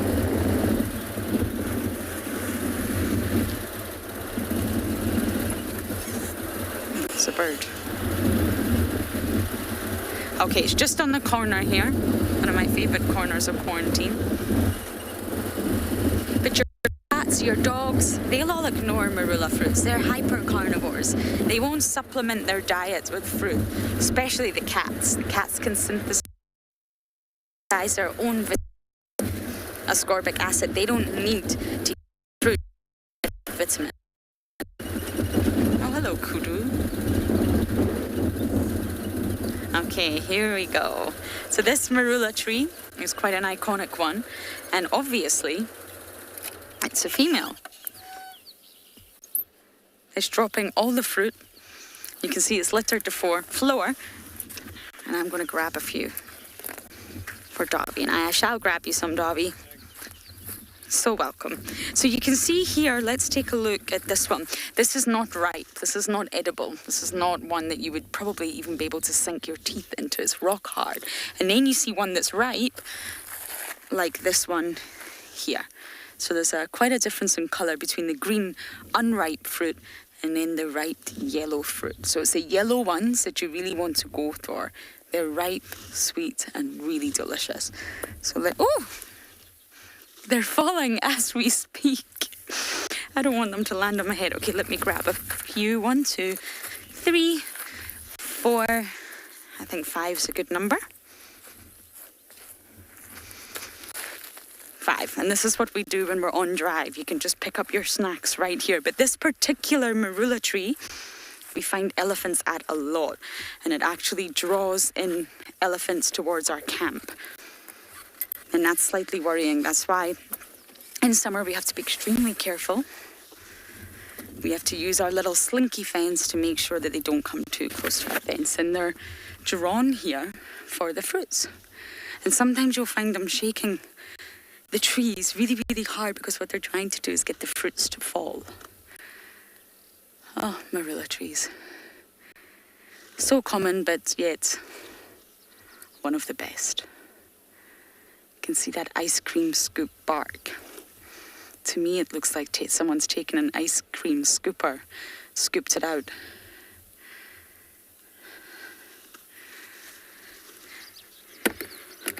Okay, I'm going to put my Marula fruits away for now and think, where shall we bumble while we wait on the dogs to wake up? Why don't we check Galago Pan?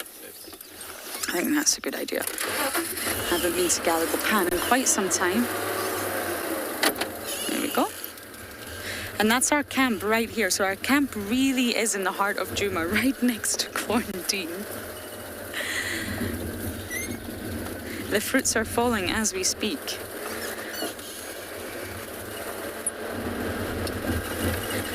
Oh, okay. Quickly check Galago Pan and then we'll come right back and wait for those dogs to wake up.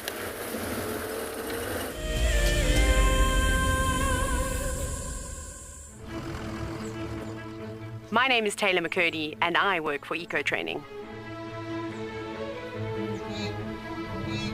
I love hearing from all of the viewers. However, I particularly enjoy those of you who have been watching for a few years. Your questions are just so advanced and they really get me thinking. If you'd like to ask a question on WildEarth, you need to register on our website. Once you've done that, head to the live safari page and submit your questions below the live feed. The new year has arrived, and with it comes all kinds of other new beginnings. From hyena cubs to meerkat pups, the bush is full of new life. If you want to find out more, then sign up to be an explorer and join our New Beginnings Fireside Chat. Tristan and Steve will be looking at what's new here in the wilderness as we enter 2021.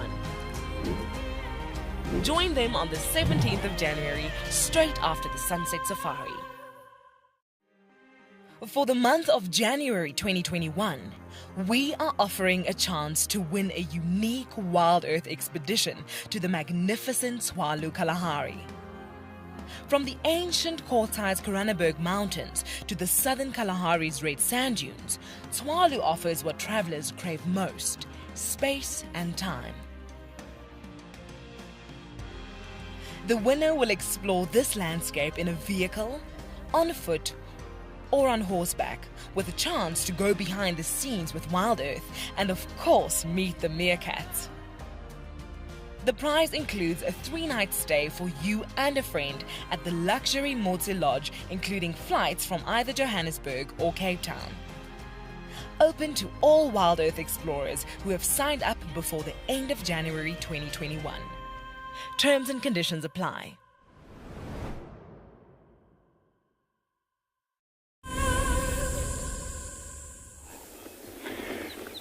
So now here we got a very interesting plant, which is, as you can see there, all of a sudden you see these are cotton that is already out from that physical, was actually buried that dry and kind of like opened up. So that's called a wild cotton. It's a whole plant that you can see there. Some of these cotton, which they all within a tree inside, little plant. So wild cottons are sometimes very difficult to find, not everywhere, this plant, but it's very special when they're around because birds would rely on such. They would collect them if they're around And then actually the species of bird, mouse bird, red-billed mouse bird, would actually use that. And they have to soften their nest once it's done. So this is going to goes as a comfortable for eggs to rest in the nest very comfortably.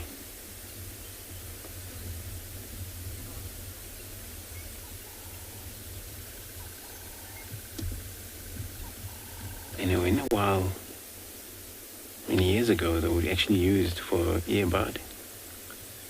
I can't believe, you know, it's actually wild. If then you would collect as many as you can if they're around. You can even use a pillow. You can have a pillow, put them in a bag.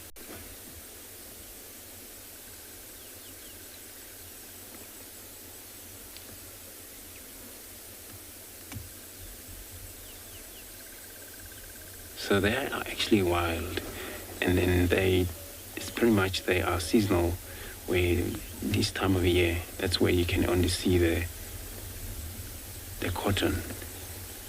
In the winter, the whole wood, it's without leaves.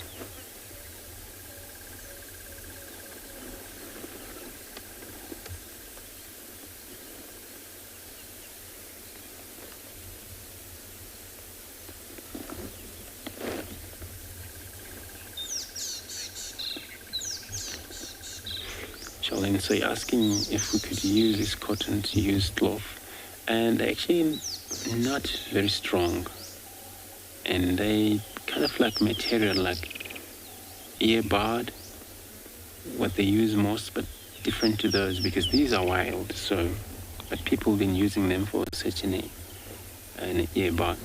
So they're very soft when they're wet, kind of like a very soft sponge. And it gets soaking wet, so you can easily, you know, tear them apart from one another that way. That's why it's so easy even for birds to actually use their beak to pluck them off that wood, fly with them back to their nest.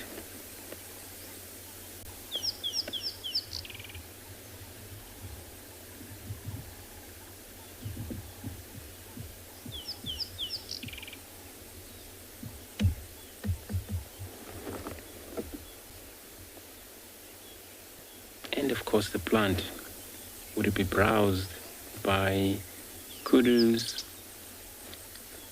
these berries, before it becomes pretty much strong or ripe into cotton inside. That would be probably eaten as well by browsers when they're still nice and soft green.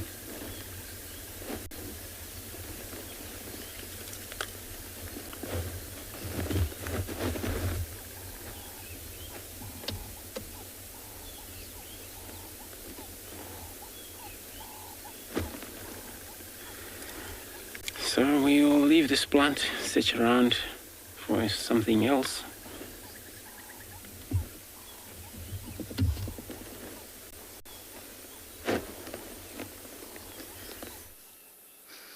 I've just found one of my favorites. One of the greatest ambush predators in the bush.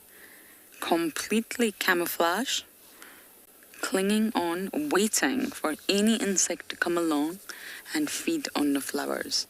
And when they do, game over. Now, it's not in its usual sort of position right now, but this is a flower crab spider. And because it's a spider, naturally they have 8 legs. But the front 4, if you like, 2 on either side, will be, you can sort of see the front 2 on the left here, will be outstretched, almost as if it's ready to give you a big hug. And it's not trying to give you a big hug in any way, shape or form. It's trying to snatch you. And that's what it's going to do to any insect that comes along. It's a fascinating, fascinating way of hunting. They stay remarkably still and they just wait. They don't really move. They may move up and down the plant, but they're really just waiting until the insects come to them. It's a form of mimicry, if you like. They're trying to mimic the plant and completely blend in. They're very small. maybe only the size of your thumbnail.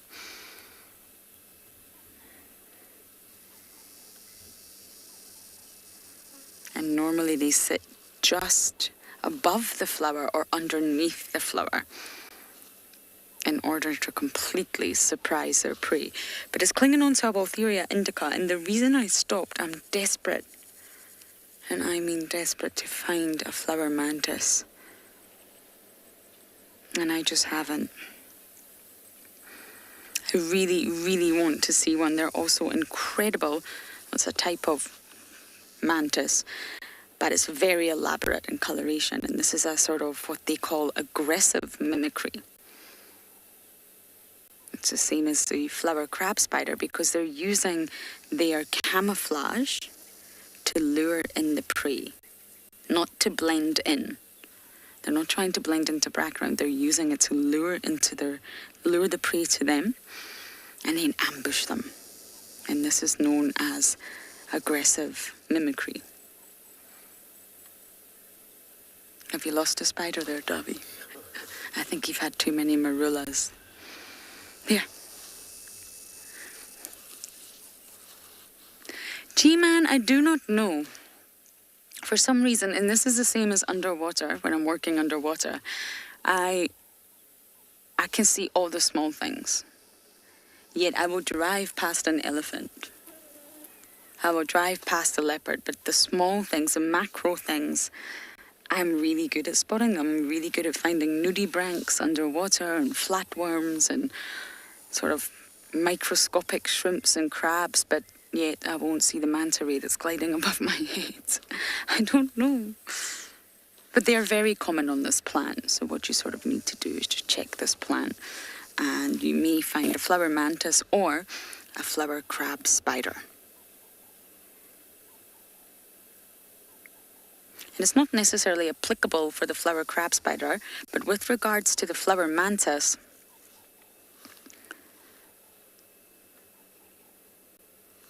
Daniel, yes they do. They can. They can switch their colours to blend in with the different plants. Not a quick colour change or anything like that. There's sort of normally a nice palette of colours that they can choose from. Pinks and yellows and soft greens. And they will blend in with the plant, their host plant. They just sit like this. Just waiting for their next meal. And of course it's summer, there's insects buzzing everywhere. Their next meal should not be too far away.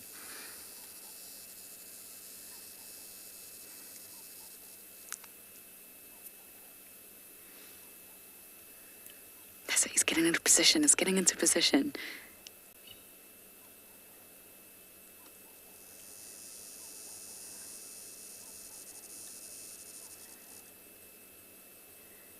See those long front legs.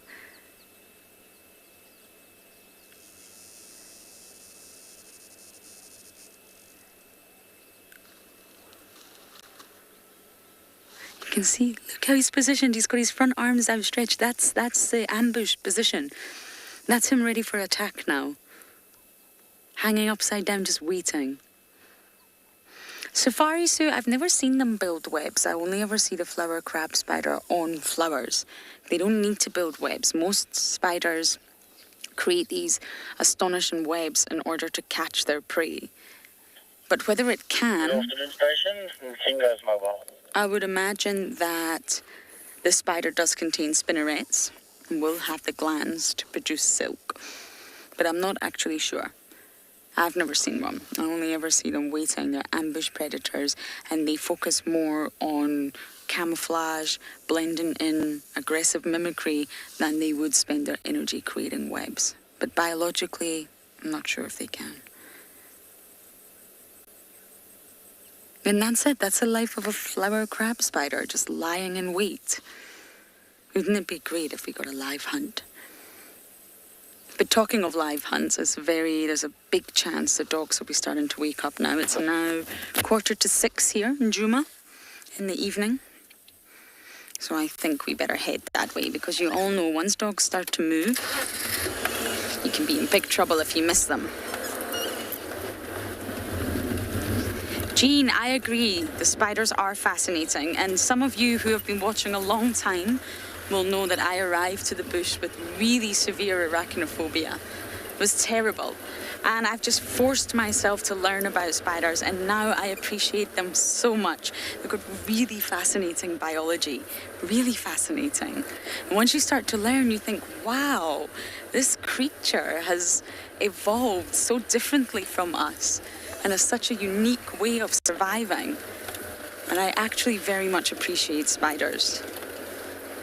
Still don't want them in my bedroom, but other than that, I'm very happy to admire them, look at them, and learn about them. I would advise that for anyone that has arachnophobia. Just go learn about them. I was really hoping to see some more orb-web spiders. I've only seen one this summer. The bandied garden orb. I've not seen the golden orb yet, unfortunately. We're having a little bit of a race with this Franklin here. Excuse me. There we go. He's going to let us past. How kind.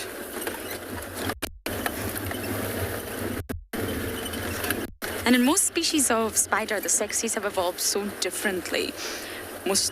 In most cases, the females are so large. I mean, the golden orb-web spider is almost the size of my hand, including the legs. And the male is about the size of my pinky nail. Now, that is a huge size difference. And once she's done with them, she just eats them. Sexual cannibalism, can you believe it? The females are very aggressive and they do not tolerate the males. They need their sperm, but they don't tolerate them at all. So the males have evolved special techniques to lure the female with food, little food parcels, keep her occupied while she's eating and she's no longer hangry, and then the male will quickly go deliver his little sperm packet and then run away again to make sure he's not eaten. I bet you feel good about being a human now, Darby. Imagine being a male spider. I don't think that would be fun.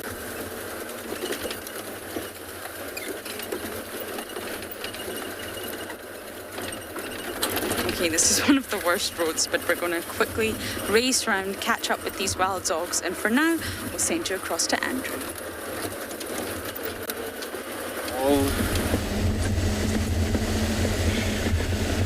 Right, so we're searching around here, but not even a tracks of that lioness we're looking for. So wherever she is, it's probably that very much flat. Ooh, Simon, look at this area over here.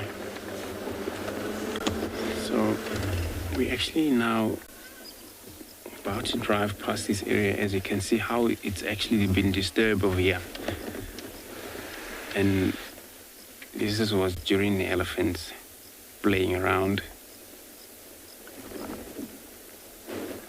Some area it comes so soft, the ground, as I mentioned earlier when we talk about that silver tree. It's a piece of the little bit of that tree leaves on the side, so it's part of the area here where, it comes sometimes very soft ground when it's wet. But elephants, they're clever enough. Everywhere they go, every time they sink down, they know exactly they can turn this area to actually naturally watering hole by them playing in the same area often when it's wet, when they're around.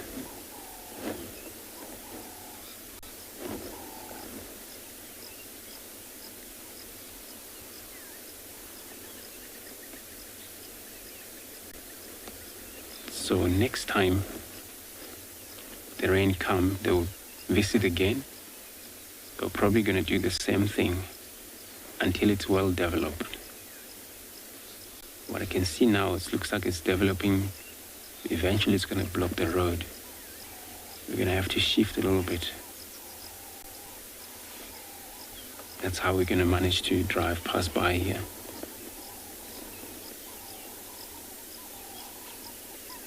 But once the water's stuck there, it's for everybody to drink. Warthogs, impalas, those. they mainly get dried off quickly during the winter because it's not actually a big thing. It's just actually creation is all about that is taking place right now.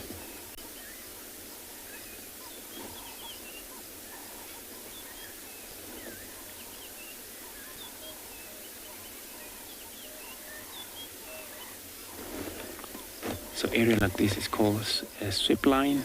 Sweep line, it's an area where it's not drivable when it's wet. Even in elephants, they sometimes sink as they move. Only when it's dry off, but then once it's rained over 40 mil, then you know, well, it's wet very much enough. You'd rather not to take chance drive off-road in places like this.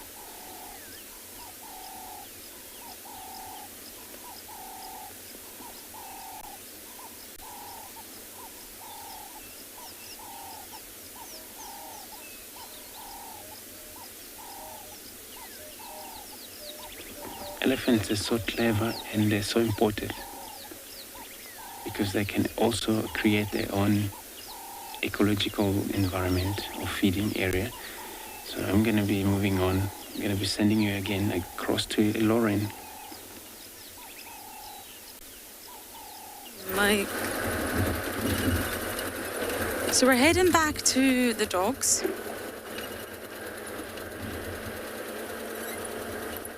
But I've also just heard the leopardess that I have tried 1 month to show you all has been found. It would be a bit of a race against time.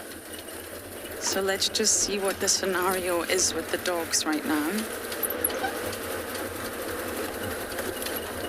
I have been trying very hard to show you a leopardess called Nkanyeni.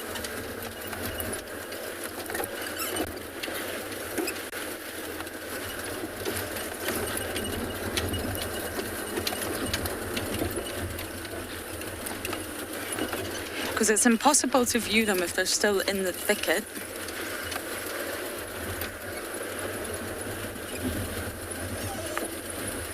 Don't see any signs of them. Let me just listen.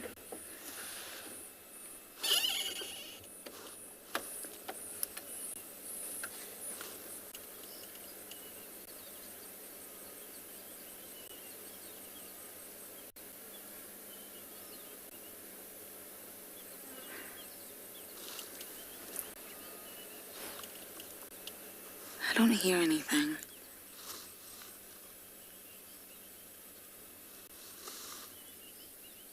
I'm just going to get on the radio to Andrew.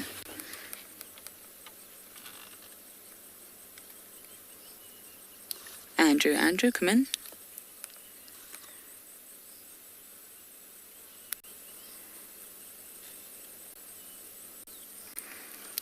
Andrew, do you copy? What's that road? If you cross the Shinkova, head east, join for a break to the east. Halfway is a grass road. Okay, Andrew mustn't have his radio on. Okay, what do we do?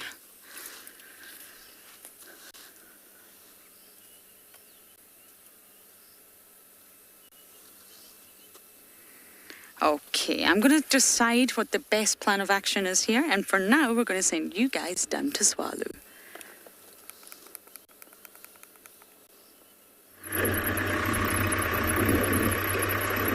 Alrighty guys, so we have come to the point where we have to make a decision on these cheetahs. They were hunting, definitely, and they were running around quite frantically. The last tracks we had was of them heading this way. We didn't see anything crossing over the road, and I did walk the entire block to make sure that there's nothing coming through. So with that being the case, we've decided, Craig and I, that if we finish this road, it's going to curve around like this. If we finish this road and we don't pick up on anything, we're going to rather move on and see if we can't find something else, possibly go up to that hyena den where the small cubs are, or try and find a bat-eared fox or something like that. But you know, when they're hunting like this, and being so active in the morning, especially after this morning being so cool, they could have been active for up until 12 o'clock, and you know that could cause them to be kilometers away rather than just around the corner. So we're going to have a look now and see if we get lucky. We get lucky. If we don't, then we'll rather move on and see what we can find, what else the bush has to offer. Sometimes, unfortunately, you don't win all of them. You know, we have to let the animals win here and there. Well, not have to, but they do sometimes. So because of that, you know, we go. Occasionally you have to know when to give up and rather try another day. Luckily they're not going anywhere, so they might be a little bit more available tomorrow morning or tomorrow afternoon or so, and then we'll spend some quality time with them or any other cheetahs that we can find. But like I said, it's really difficult to follow the tracks in this substrate after all the rain because of the sand being so hard, and all of these creepers are just covering it like a duvet, so it's really difficult to pick up on the tracks. So yeah, we're gonna have to see if they just wanted us to work a little bit for it, and yeah, we're gonna come around the corner and they're gonna lie on the road, or potentially decided that we're not going to see them today, and then we'll have to move on and try and find something else. It is still good to just be out here and in the bush and, you know, enjoying the fresh air and the green felt and all of those things. So never a bad day in the Kalahari. Sometimes just a little bit more tough to find the animals. But yeah, we'll see.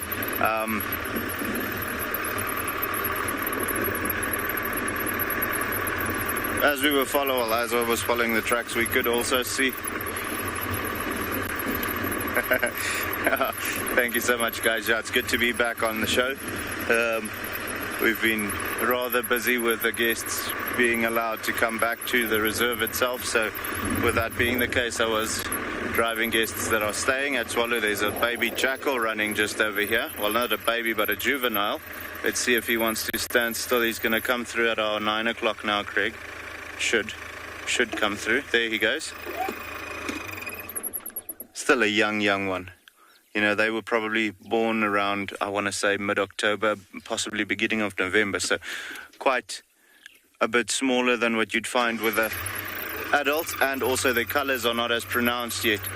But they are getting to that point where when mom and dad is not around, they start being a little bit more adventurous, and they're moving away from the burrow site and so on, or the den site.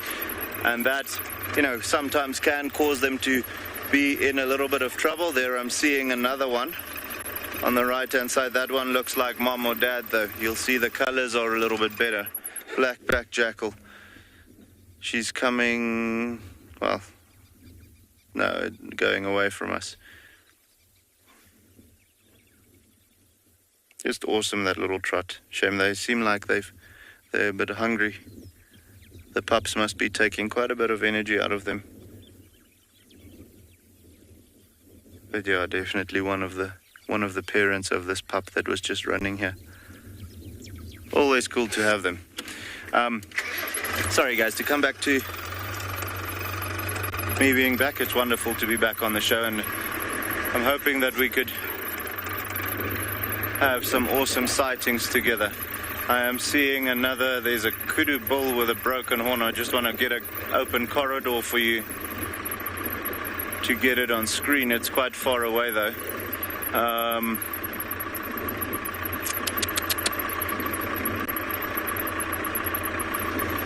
Just saw it now.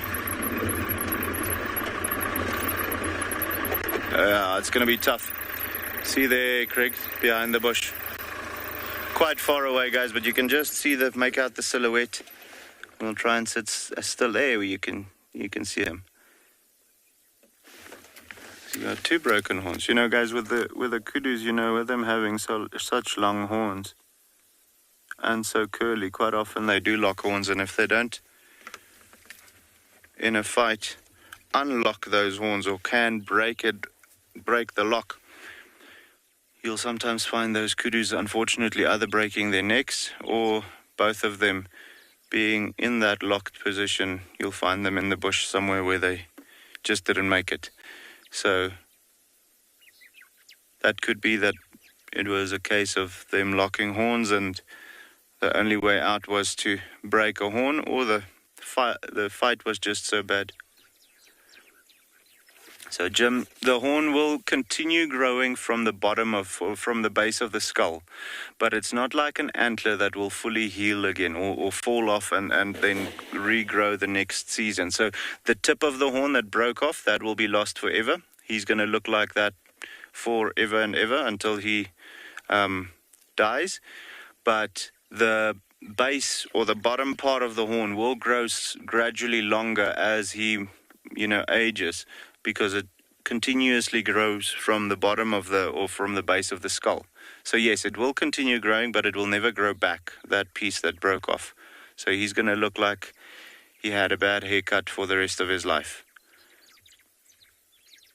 But yeah, often around here we find, either kudu bull or more specifically the gemsbok, the oryx, the males, with them having those long, thin, straight horns. You can imagine that's not like a kudu's horn that locks or that buffers against the other male's horns. It's more like a sword that will slide past the next male's horns when they're fighting.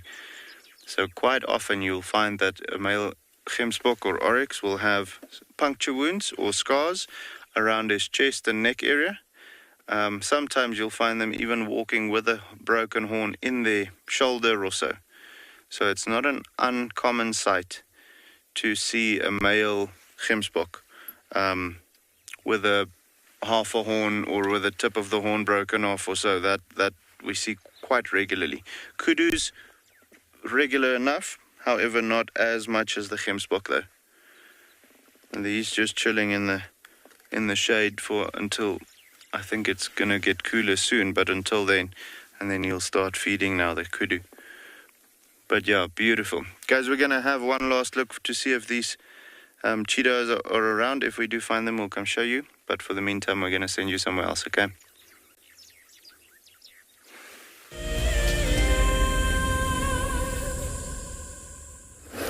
Okay, everyone, I'm doing it. I'm a bit of a risk taker, and I'm doing it. We're going to Ferrari safari all the way down quite far and try and see if we can just get a glimpse of a Kanyini and her cub. Davi and I actually had them the other day, but unfortunately they were right on the Kruger boundary and it's a little bit too far for us, but we're going to try, because this is the one leopardess I've been really determined to show you all. She's quite a prominent, dominant leopardess in the area, but she's just always been a little bit too far east. But she's similar age to Tandy. She's much older, and she's got a cub. So here we go, Davi, we're on the highway. Let us fly. The bush highway, of course. This is not really a highway. But we're going to do our very best. Andrew's in the area, so he's just going to keep his eye out for the dogs, but they're not showing any signs of appearing at the moment. So we may as well try this leopardess. You never know until you try.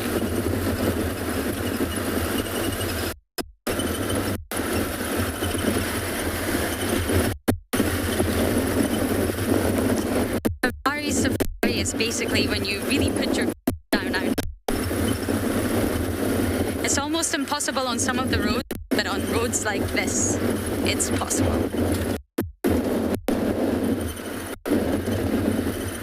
Okay, wish me luck, everyone. I really, really want to be successful. And hopefully we will be able to show you a new leopardess and her cub.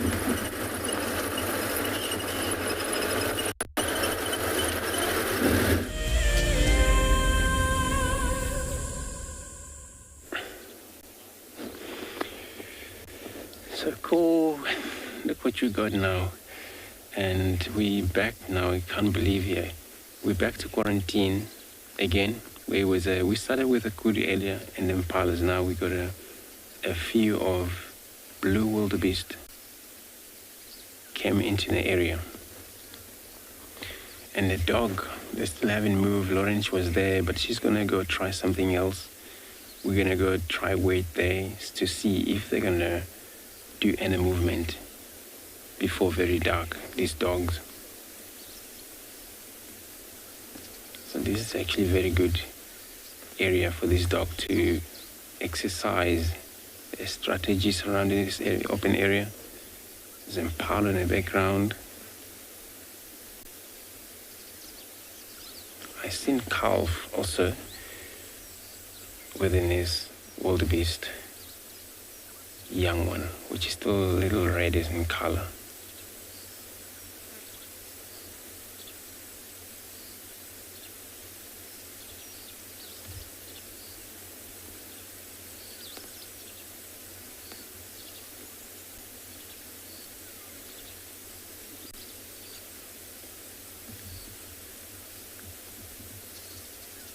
See the calf, the young one there. I only see one, usually this time of year, because they breed December, early January there. So maybe they will still give a lot of birth, these females.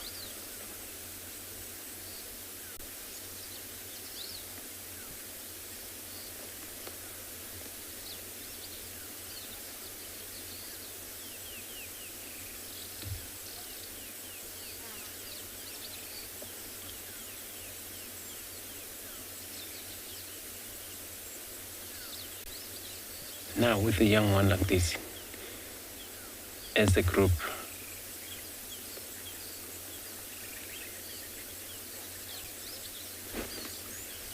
so Marianne asking if the wildebeest ever get lock their horn stuck when they fight. I think that's what she's saying, and they don't.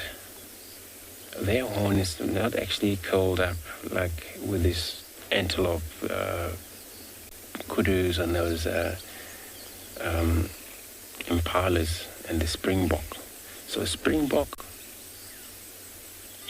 and kudus can be lesser kudu, greater kudu. We have a greater kudu around here. These are the ones that they lock their horn when they fight, the males only, because their males have horn. And they're harder to unlock them when they're in that situation. Mainly die that way together, finally, or finish it by anybody around the carnivore species. So this one, no, their horn is pretty much like cow shape.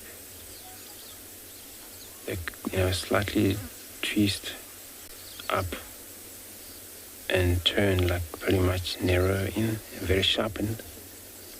Looking at the male over here, the dark one.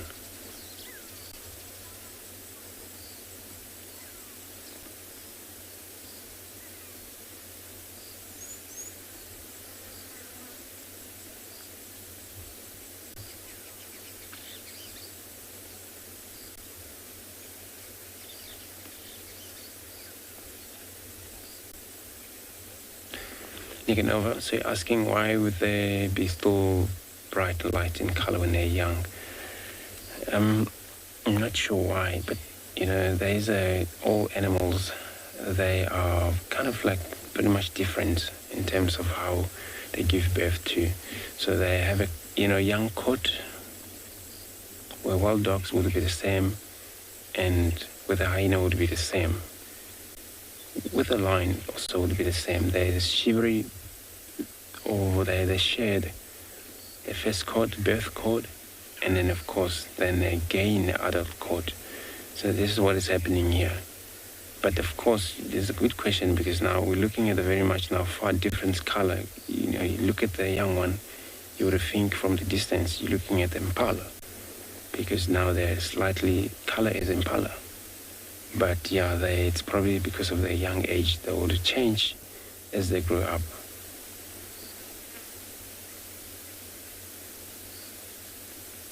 won't be for any camouflage or confusing any predators or to think of. Because impala, they're vulnerable. When they lack impalas, then predators will think of, maybe it's impala, they'll go for it faster and kill it.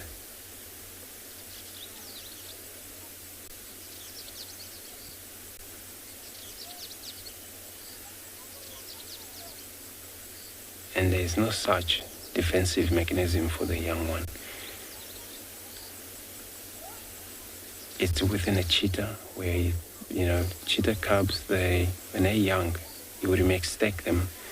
Thought you're looking at the honey badger, which is one of the very mean creature out here. So lions, they don't want to play with them so much.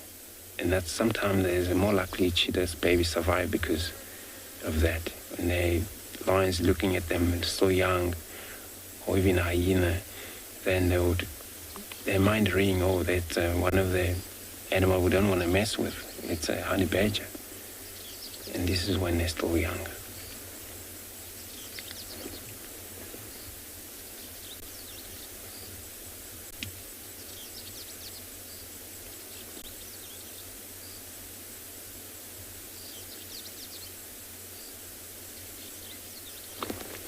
So yeah, male and female, they both carry horns.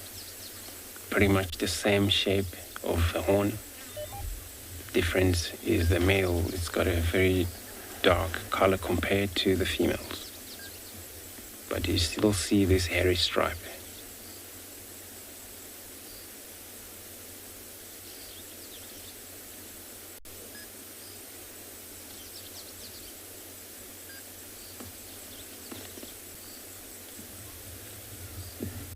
Now the sun is penetrating, very nice. See the beauty of brightness.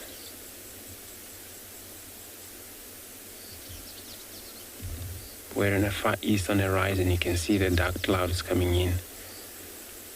We might actually have a shower later on, maybe midnight. We're looking at the east, that's Mozambique back there.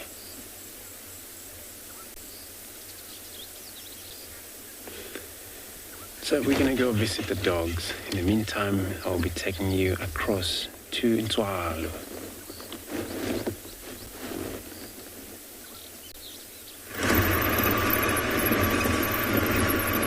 Okay, guys, so I think we've gotten to that point where we are going to love and leave the cheetahs for now. We're not having any luck locating them. There is a female ostrich walking way over there.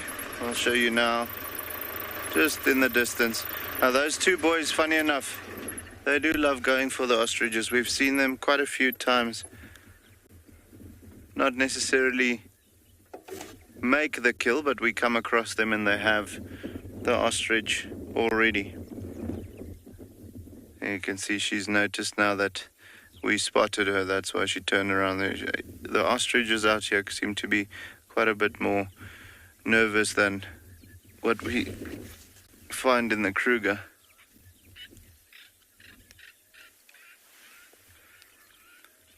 Jerome, so yes, to answer your question, the cheetah population in Tswalu is very healthy. Up to the point where they are actually hunting things like springbok and so on so much that we see their numbers declining now. So we'll have to either, make a plan to relocate some of the cheetahs that we've got around here to other game reserves that need cheetahs, or up the population of springbok somehow. Maybe, with the numbers dropping, the cheetahs now will start concentrating a little bit more on Gemsbok calves or eland calves or red hartebeest or blue wildebeest, those types of things, which will be a little bit more challenging because it's larger animals. Even if they go for the babies, the moms can still defend them quite effectively. But, that's the way of the bush to sort it out. However, to come back to what you were asking, yes, absolutely. Very healthy population of cheetah at Tswalu. so much so that they are hunting quite effectively, and we can visibly see things like the springbok numbers going down now. So I think very soon we'll be in the privileged position to help other game reserves out with cheetahs, wild cheetahs that are used to hunting by themselves and so on. Nowadays it's so difficult to come across these cheetahs. I remember when I was working in the Pilanesberg, we had to wait quite a while for a cheetah that was ready to introduce into the reserve to be a possible mate for the two boys that we already had there. So hopefully soon that would be great. If we can help out some of the other game reserves, but we'll have to see. It's not up to us. That's our conservation team that will make that decision. They'll also monitor the cheetah population a little bit more closely and know almost exactly how many we've got on the reserve, or get a rough estimate of how much we have, and know what to do from there. But from what we've just seen here around the mountainous areas, there's quite a healthy population over here. And I mean, now I'm not even talking about when we go to the far southwest. We very seldomly drive to that point to look for things like cheetahs. It's mostly when we go looking for the wild dogs or something like that, because we've got enough cheetahs close to the lodge or close to the mountains to be able to have regular sightings for them. And that also causes these cheetahs to be slightly more relaxed with the vehicles because they get seen more often, whereas the ones in the southwest, they might get born and grow up and have maybe 2 encounters in 4 years of a vehicle, and then most likely it'll be a security vehicle. So it's difficult to keep them relaxed with the cars. We saw now during lockdown, even the ones that we have around here that we used to see often, with us not having game drives vehicles apart from this one driving around so much, they were seen less often, and that caused them to form a little bit bigger space in their personal bubble when it came to the vehicles. They're back to normal now because we've been driving now for over 3-4 months almost. So the situation has gotten better, but they were definitely a tiny bit more wary of the vehicles just as we opened the doors to our guests again. But yeah, very healthy population of cheetah at Tswalu, so much so that we don't need to worry about them reproducing or so on. The females are very, very successful in reproducing. But yeah, guys, we're going to see if we can find something, maybe a bat-eared fox or so. If we do bump into something, we'll let you know. For the meantime, we're going to go somewhere else, okay? Oh, we'll give them some space there. So, everyone, look at now what you got. We're so lucky, with the dog. They were in a thicket when Lauren left them, and now they come out. It's all about hunting. So we're going to see they're heading in a direction of where the antelope is. So we're just going to take it easy. See them, watch them, how they forage through these grasses.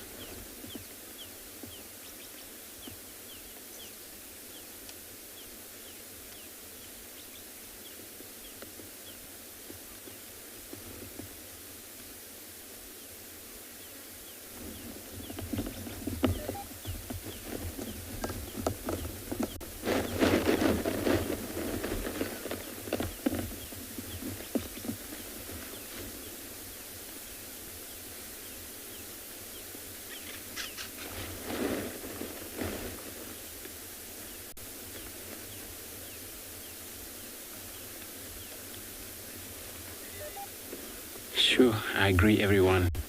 When you're so excited, I'm also so excited just to see them getting mobile for us.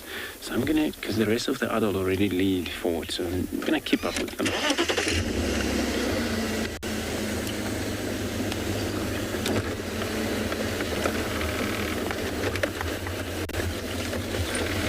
Sure. So they're running exactly the direction of where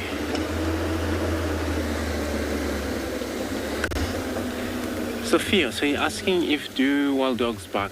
Yeah, when they see dangers, they do. Presence of danger, they do bark. but not very much, you know. There's kind of like warning that's a danger right here for everybody in the packs to be aware of it.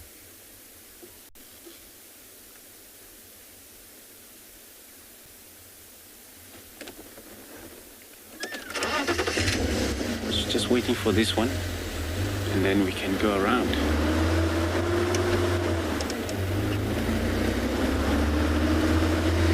Let's keep up with the rest because they're quite quick.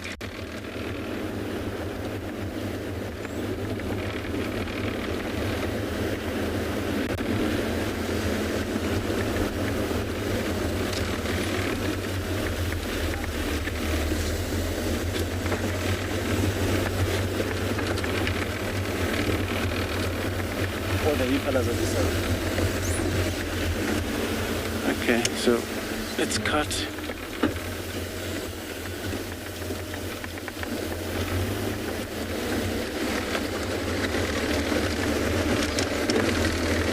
It's quite a big and open area, yeah? So they're trying to check wherever.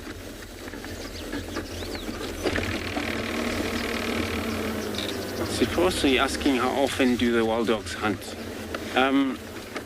So every day they go to hunt, and they need to feed them, especially with this. It's actually huge packs over here, and they all have all their puppies with them, so they need to actually feed regularly.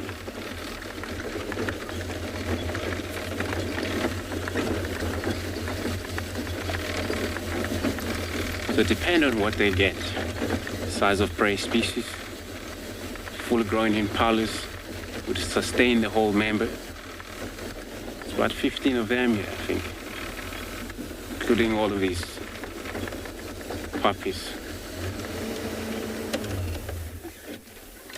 So we got them there with us still. So now the impalas are right behind us.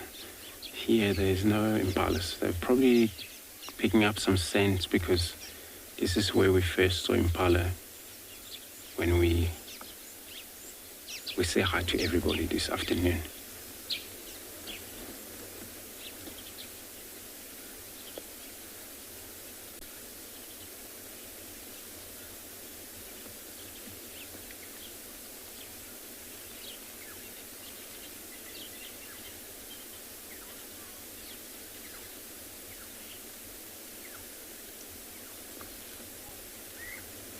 So if they get an impala, which is weigh anything from 60 kilogram,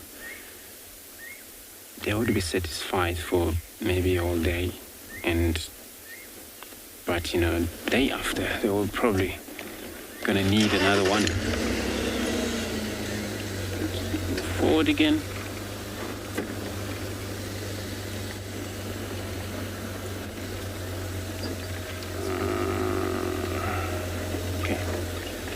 We still got them there.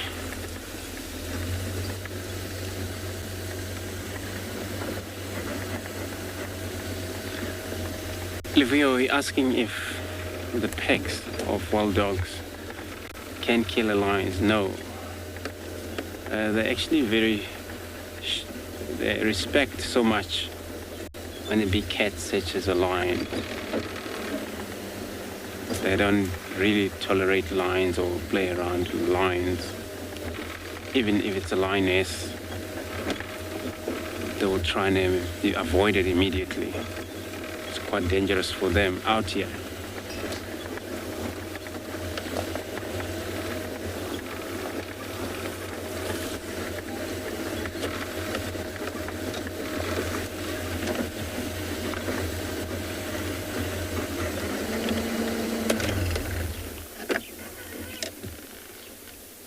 Talk to the other guys, give them the location where this dog's going.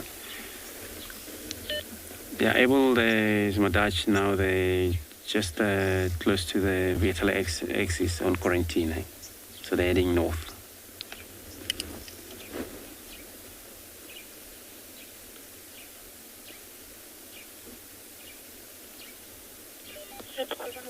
Thank you.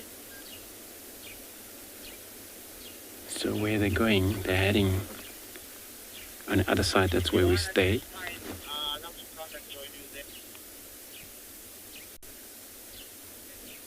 there's a presence of human and activity out there. So we're just going to see if they're going to lead east, then they will be crossing down to Gari Dam. We're going to have to go around. But for now, we're still going to keep the side of them here.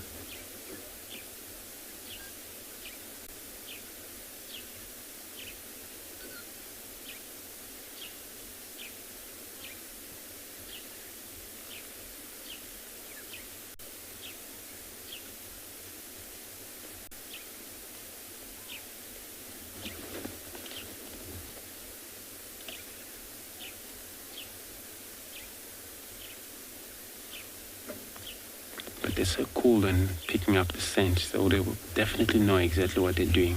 They would spread around. They'll spread around in this open area. Some of them, they will pretend like they're going away, but they all spread around. So I'm gonna stick with those available close to the open area here, just to get to make sure that we don't lose the sighting.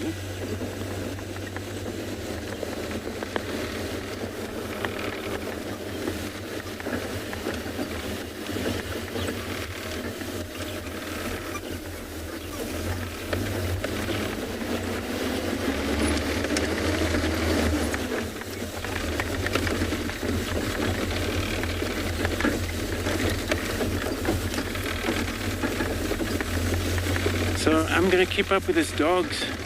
I'm going to be sending you across to Tswalu.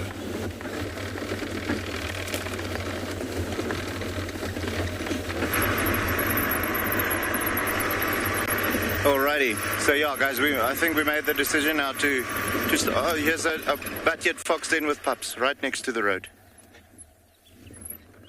Look at that. Look at the baby there, guys. Look at how cute that is. Oh my soul, that was the perfect time to come over, Jared. This was perfect timing. And so relaxed. You don't often, typically, you'll find them, I'm not going to move at all at the moment, but typically you'll find them ducking into the den sites quite quickly. I'm pretty sure the rest of the litter is actually in the burrow. This is just so cool. Guys, to give you an idea, they're probably about 5 meters away from us. I mean, this is just epic. Cutest little thing though, eh? Look at how small that is. I mean, his ear... Well, let's do this. If I make a fist, my fist will be much larger than what his head is almost at the moment. So that'll give you an idea. They're more or less the size of like a Yorkie, a Yorkshire Terrier. And I see the other adult as well. He's just a little bit in front of us, but we're going to stay with this little guy for now. So, and there's the other puppies as well. Never mind, the other pups are also out in the grass. See, they're at our 2 o'clock. Just over my head. You can just see them moving in the grass. They might actually come down to the den site now. Oh, this is so cool. So this might be, here by the burrow system, might be Mommy's little boy. Peach Bunny, you are absolutely right. They are the most adorable things. I mean, you just want to take one of them home, but we can't do that. It's amazing just to have them out here and to be able to see them like they are. Especially this little guy here by the burrow. He's just the cutest. Now he's starting to relax. He's moving around. And then dropping back down again. Look at how cute that little guy is. So yeah, probably, well, if I had to say, probably Mom and one of the little ones. And then Dad and the other two. From what I could see, I could only see 2 other puppies. So that's quite the typical litter size, They'll have anything between 3 and 5, in exceptional cases up to 6 pups at a time. But as you can imagine, with them being so small, even when they are adults, there's quite a few things that can go for them. So the pups, unfortunately, don't always all make it. But 3 is a good number. I feel like the the adults have enough eyes and ears to just be able to take care of three very effectively, a fourth and a fifth one also, but there are unfortunately going to be casualties here and there. So we often find that they very successfully raise 3 pups. And you know, this is such a lucky strike. You know, this is just what I was talking about earlier. Sometimes you need to take your focus off something like the cheetahs. And just when you come around the corner, there's going to be a sighting like this. And I am completely honest when I'm saying this is by far the best bat-eared fox sighting I've had in my life. The most relaxed, and especially with the pups being so relaxed. We were actually heading towards another burrow system or den site of another set of bat-eared foxes now to see if they are out, and I was actually thinking that they're quite relaxed and they will allow you up to about maybe, I want to say 25-30 meters before the pups start ducking into the burrow. So you can imagine how big of a surprise this is to have them so close by and not have a worry in the world. There's definitely something bothering the adult around the ears. You can constantly see her pulling her ears funny and then scratching it and then flicking it and so on. Quite a bit of, I think, fly activity around. Shape. See if the pup follows her. Come on, little guy. Oh no. I hope she hasn't left. Oh, she listened to him calling.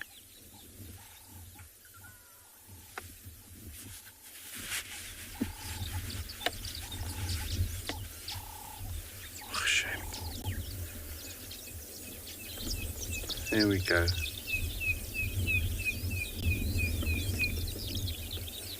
Oh.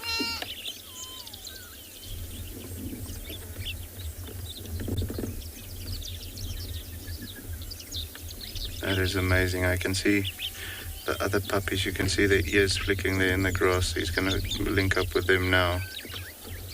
Oh, that's beautiful.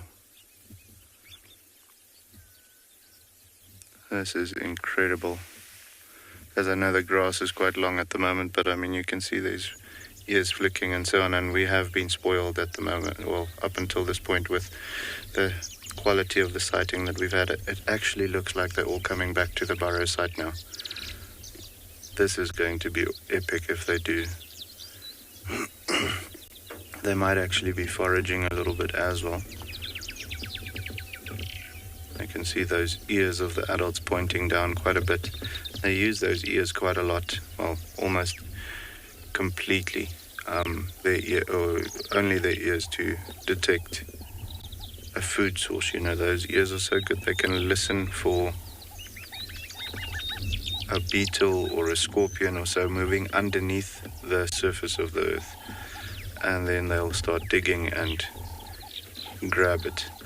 You know, obviously if there's a little gecko running past or so, they'll see that and they'll go for that as well. So it's not like they exclusively use their ears, but when it comes to finding the insects or the beetles or so underneath the soil, they almost exclusively use their ears. So that's just amazing.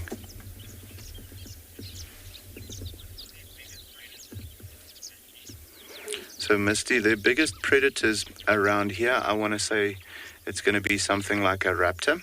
So maybe a black eagle or a Verreaux's eagle, as they are called now. At night, because they're mostly active during the evening, you'll find the giant eagle owls, or also, again, they are now called the Verreaux's eagle owls. That's an owl with a couple of pointy ears, and they sit about, I want to say, close to 80 centimeters high. So I've seen those owls actually in the Sabi sands hunting and killing vervet monkeys. So that's very much the size, if not larger than the bat-eared foxes. However, interestingly enough, when we go a little bit further towards the Botswana and Namibian border from where we are, at a place called Kalahari Transfrontier Park, there the bat-eared fox is considered to be a staple diet for the leopards in that area. So they almost exclusively feed on them. So we don't have as high of a population of leopard in Tswalu. They estimate to have about 7 adult individuals over the entire reserve. To give you an idea, that's over 110,000 hectares.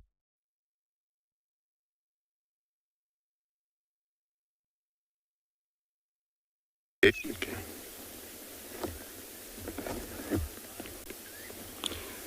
Sorry, Tswalu.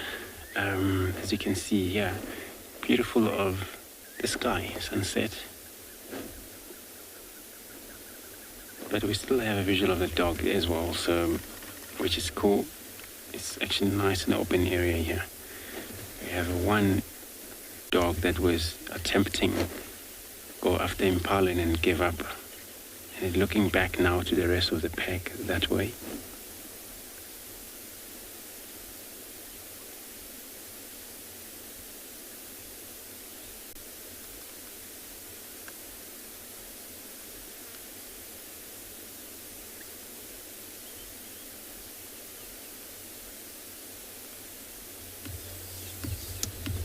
Now it's gonna move.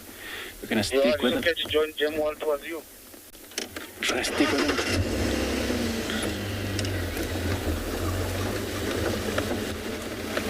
So they spread around. If the other members kill something, it's got to be a lot of a call that's happening.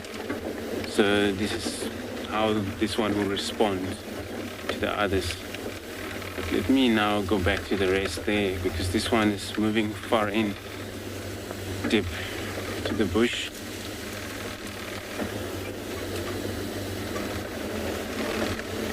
So we're gonna try stick with them, but you know, once the dark take places, we're gonna leave them. We won't stay with them in the dark. For their own safe reason, they need to try to make sure they survive out of this situation. Being so much of a big cat around them.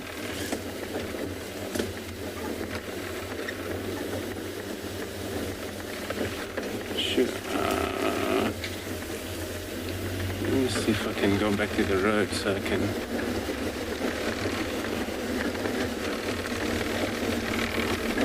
keep up with them very fast.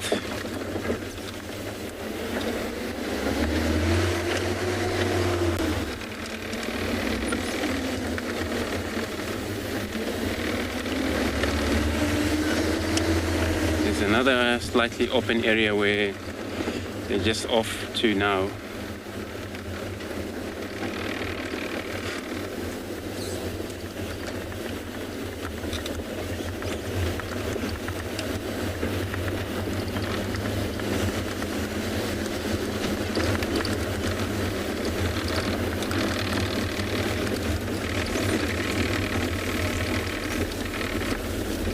GX, so you're asking how good a hearing of a wild dog. It's incredible great. So hearing, sense of smells, sight, this is what brings them all a lot of success. Where they're gonna hunt by sight, smells, hearing as well. So as you can see, they're well developed with these massive ears, like dishes. Several like dishes, size or shape.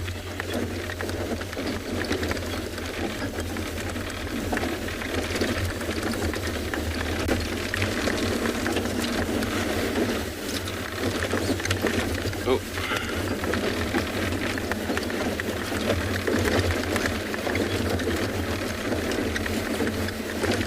So we're so lucky that we're traveling the road here. Otherwise, it won't be easy keeping up with the dogs. So I'm gonna see if I can able to locate them along this road.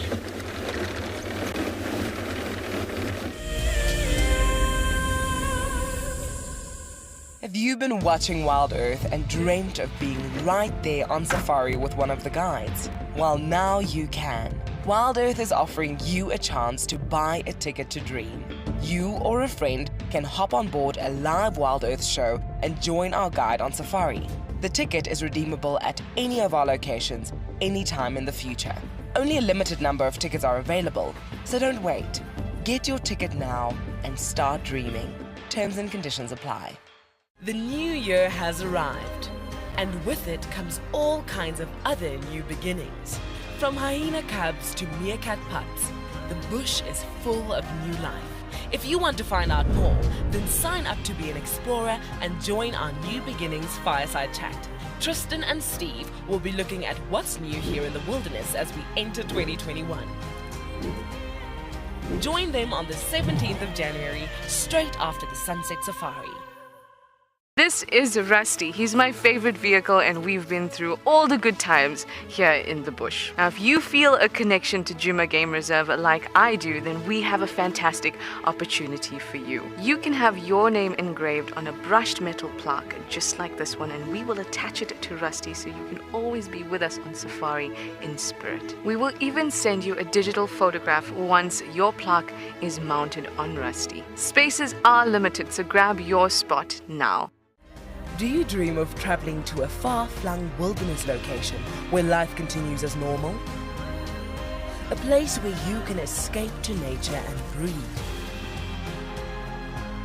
If you become a WildEarth Explorer, then this could soon become a reality.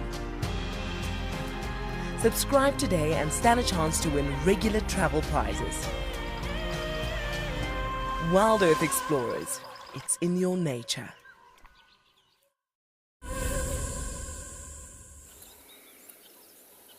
We're just sitting here at Cheetah Dam admiring this greenbacked heron. Our mission didn't work, I'm afraid, everyone. We managed to see Kanyeni and cub on a kill, but no signal, and I feel extremely sad. I have tried many times. Wonderful leopardess. Always together with their cub, just like Kuchava. But no such luck, everyone.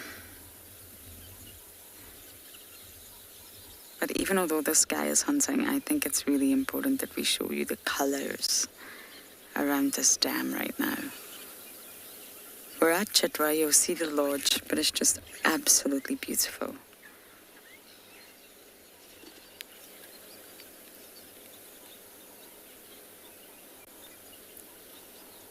I'm actually just going to stay silent, get my breath back, and let you guys enjoy the sounds of the dam.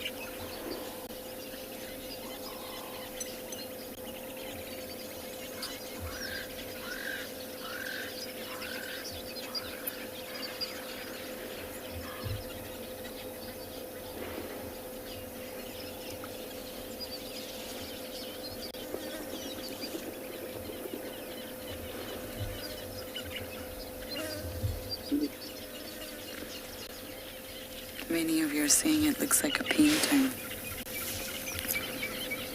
It's so idyllic. It's perfect.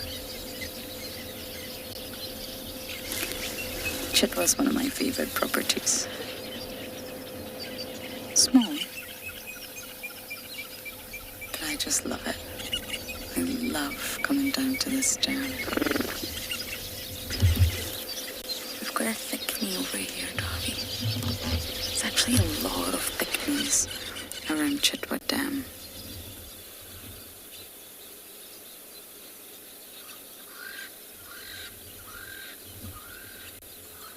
Beautiful birds. I'd love to have legs like that. Okay, we're gonna leave the dam, and for now, back across to Andrew.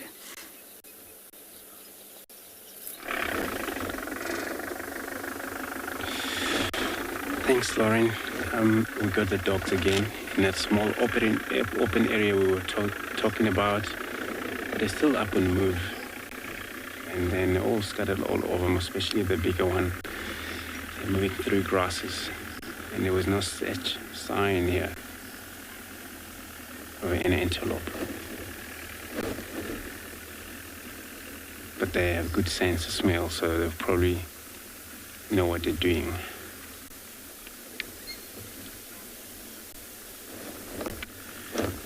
So we still have one here on the road, and some of the young ones haven't crossed this road yet, but they will be shortly.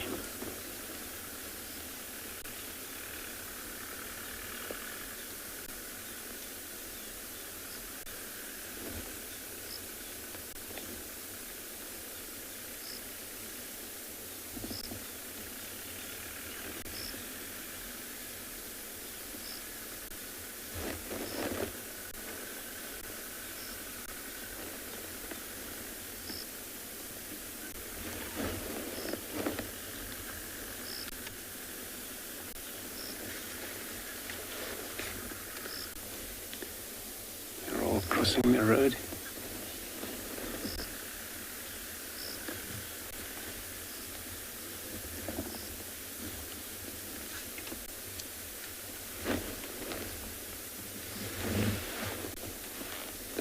So we're gonna go around because it's very wet around here.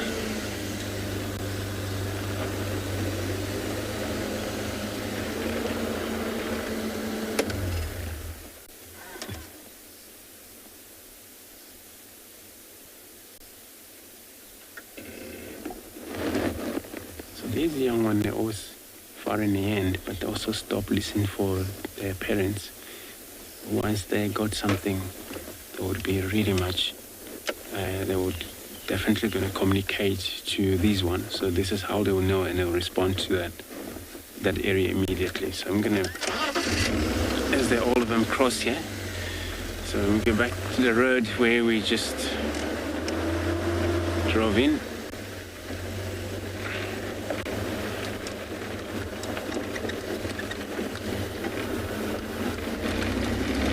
Faster because they're also fast.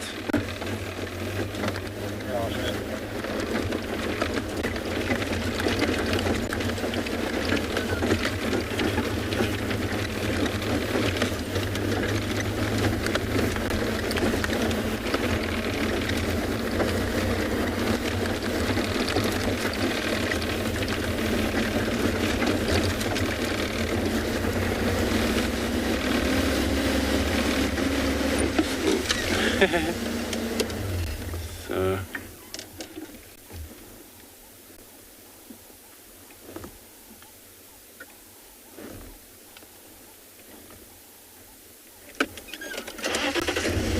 better keep up with this.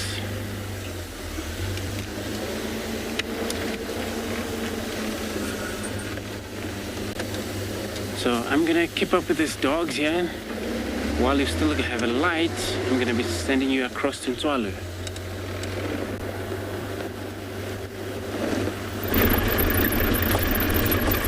Alrighty guys, we're here. So Craig and I were just actually discussing how beautiful the sunset again is going to be tonight. Those clouds are just stunning. It's not close to where that is going to be at the moment, but look at that, just as a, as a little starter. But yeah, we're still hitting on those bat-eared foxes, by the way. They moved on. They started foraging, so they moved away from the vehicle. So with that being the case, we weren't going to stick with them. They treated us as much as they could. Just to complete completely answer that last question. Around here at Tswalu, the fat-eared foxes mainly get fed on or get predated by the large species of owls, also the larger eagles during the day, and then something like a rock python or so. And I mean, obviously the leopards will go for them when they come across them. Maybe a cheetah if he gets lucky. However, I don't think that'll be the case. But yeah, those particular animals, I think. And Craig also mentioned a honey badger. You know, that's something that I didn't immediately think about. But they will not necessarily actively hunt them. But if they bump into them, they're definitely going to be enemies. And if the honey badger gets to kill them, you know, a honey badger will eat anything. He is just the Chuck Norris of the bush. But yeah, we're hoping to maybe pick up on another pair of bat-eared foxes, or possibly, well, the cherry on top would be a Cape fox den now with puppies, but we'll have to see. It is going to be a little bit far away for us to reach the hyena den at the moment, because I think we're going to run out of time before we even get there. And with it already cooling down quite a bit with the clouds covering up the sun and so on, that female hyena would have most likely started getting active a little sooner tonight. So with that being the case, you know, you don't always want to be, well, you don't want to be at the den site when mom's not there. Even though the cubs might be relatively relaxed with the vehicle, you still don't want to do that. So we'll do that on another afternoon maybe. But, you know, we've been quite lucky so far today with just bumping into animals. So we might even bump into a different cheetah than what we were looking for at the moment. This road particularly is good for the bat-eared foxes. Well, Cape foxes as well, but bat-eared foxes in particular. We might even get an African wildcat in all of these thickets on the side or so. So hopefully we'll get lucky and get a good sighting not too long from now. Still can't get over how beautiful the Kalahari is when it's green. And as you can imagine, guys, if you look here to your right hand side, how long the grass is, it's difficult to spot the animals. But we're going to go over to Andrew quickly with the dogs, okay? Follow them there. Alright, so we have a glimpse of these dogs. Finally, they've moved into the bush over here. And unless if they come back to the road again, I'm going to drive slightly in wherever I can. But, you know, in the bush, they run, so they're just going to try a little bit. If I found it is too much, then I'm going to leave the area and then maybe turn around, go check different area. But now they're heading west from this area. They will probably come out. Yeah, we still got them. Whew. So yeah, we got them still here.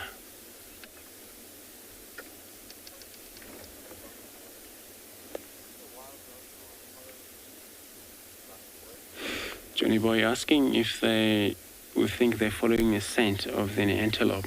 It happens because they ran this way from that area. The whole impala ran in this direction over here. As you can see, when they move and stop. It happens sometimes they lost scent and they have to relocate the scent again.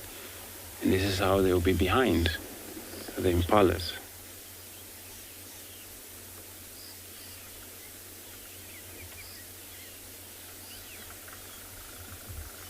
And if there's anything come across here, surprise them, antelope, they would take anything they could. It's not specific right now. It would have been a grey duiker, would have been a steenbok. It will be taken down.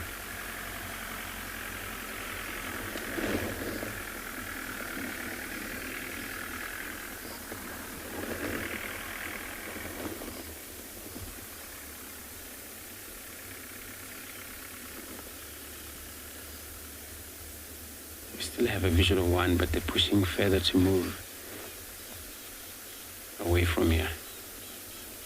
Here they go.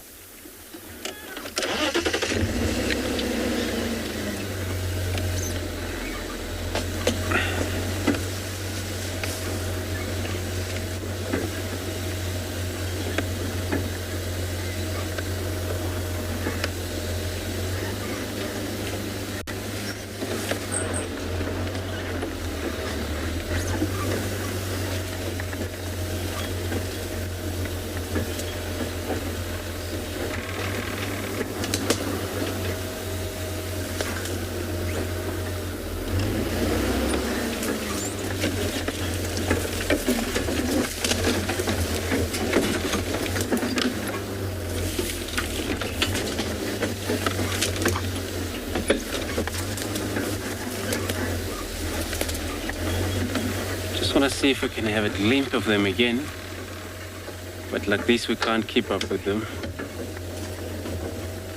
so I'm gonna go around. Guys, we're losing them this way. I'm gonna be sending you across to Lauren.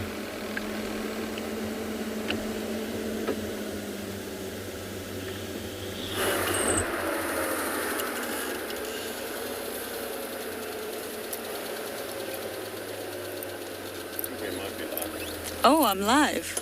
Oh, I didn't get any comms there. We were actually just on a whim checking. Sorry, this is not easy to reverse the Mulwanini. Because apparently Tandy's son, her cub, keeps coming back time and time again to the same spots. So whether he's hoping to reunite with Mom or whether he just really likes this spot, I'm not sure. But we had him here the other day and he keeps returning. So while we were in Chitwa, we can hear a monkey's alarm calling. So we thought, why don't we just check the Mulwanini to see if he's there. He's sadly not there. And I am reversing through this dry riverbed, which is actually harder than it looks, believe it or not.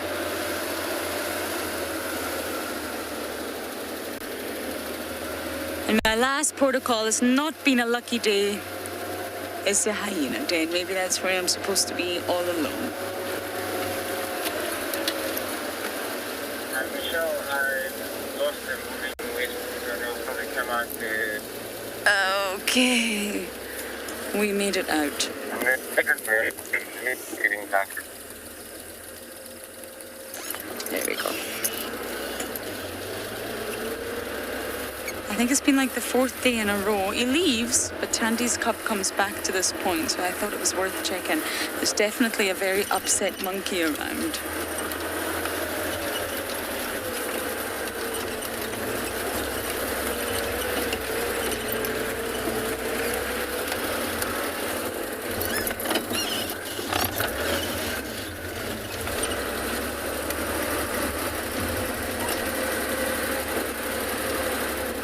Yes, many of your comments in the summer makes it difficult. I've had one of the most incredible stints here over Christmas, and I've been very, very lucky.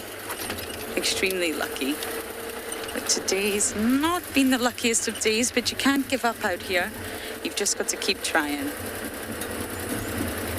But I mean, Tandy or her cub could actually be in this long grass like now, and we would never know. Especially when it gets to this sort of time of day when we're losing light. The sky is awash with all sorts of colours, which is really beautiful.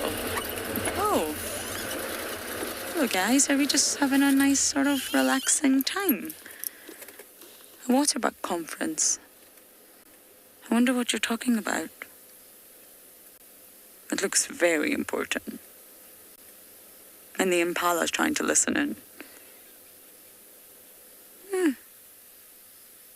Must have been a busy day for the waterbuck. All females. They'll be very glad to know the dogs are not on Chitwa.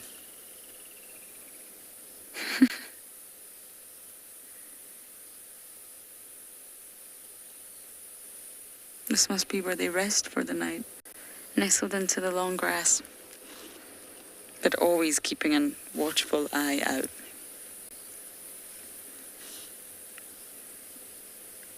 I think this one's keeping a watchful eye on us. You see that?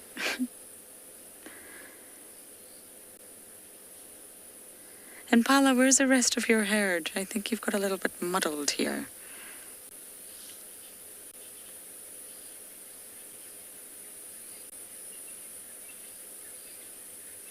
There's a nice size comparison for you of Impala and waterbuck.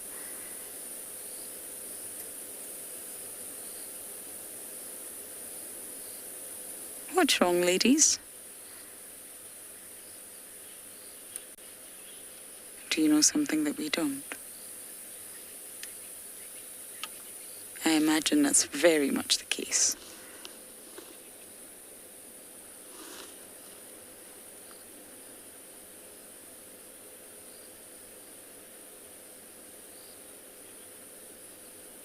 Carla, exactly. The waterbuck were having a very important meeting, and the impala was eavesdropping.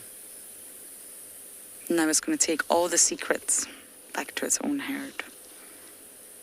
Why are they all so alert all of a sudden? I think it's because of us. There's definitely something on Chitwa. This monkey was very, very unhappy. But as to what or as to who, I do not know.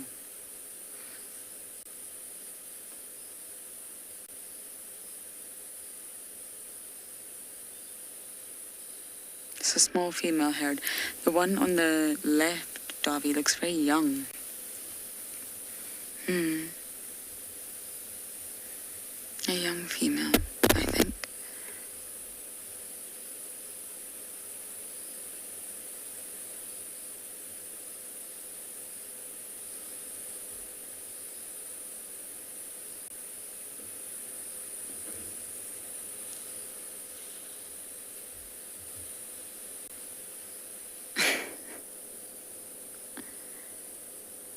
I often think about the antelope at night and how you have to stay so vigilant.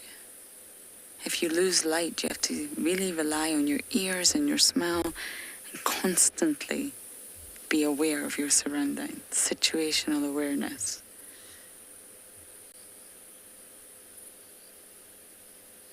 I'm aware of nothing when I sleep. I'm such a deep sleeper. I sleep through fire alarms, phone alarms. I wouldn't make a very good antelope.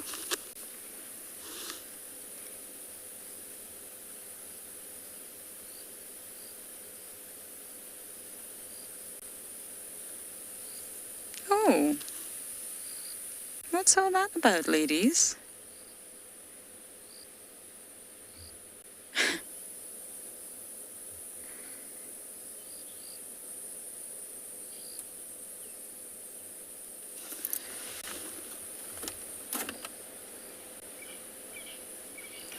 Beach Bunny, I actually know that about you. I know the waterbuck is your favorite antelope. I also love them. That love heart knows. How could you not? But then I love them all. It's so difficult to choose. But Beach Bunny, yes. Waterbuck is your favorite.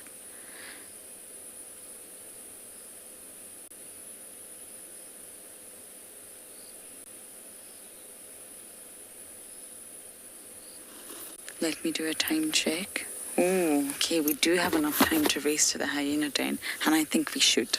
It's my last drive for a few weeks. I want to see the hyenas. Ready, Davi? Yep. Okay, Wendy wasn't ready, but we are.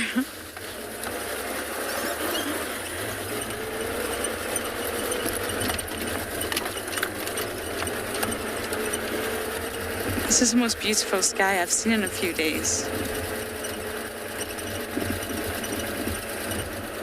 Okay, I need to put the foot down just a little bit if we're going to make it to the hyena den.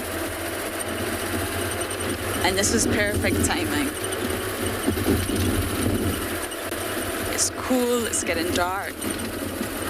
It's a perfect time for that den to be active.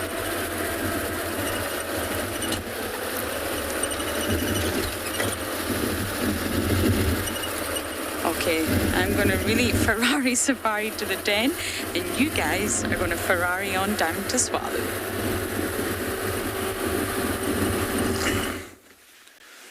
Guys, just have a look at how cool this is. This is super far away. I mean, we're standing against the foot of the one dune on the road, and way across the dune street, on top of the other dune, you can just see that silhouette of the oryx standing over there. You know, that's such a typical Kalahari scene, with the oryx on top of the dune against the, well, at the moment more a purplish light at the back, but against the blue light most often, or against the sunset or so on. You know, just stunning to see that. For us, I mean, you guys can probably see it better on the screen at the moment. It's so far away for us. It's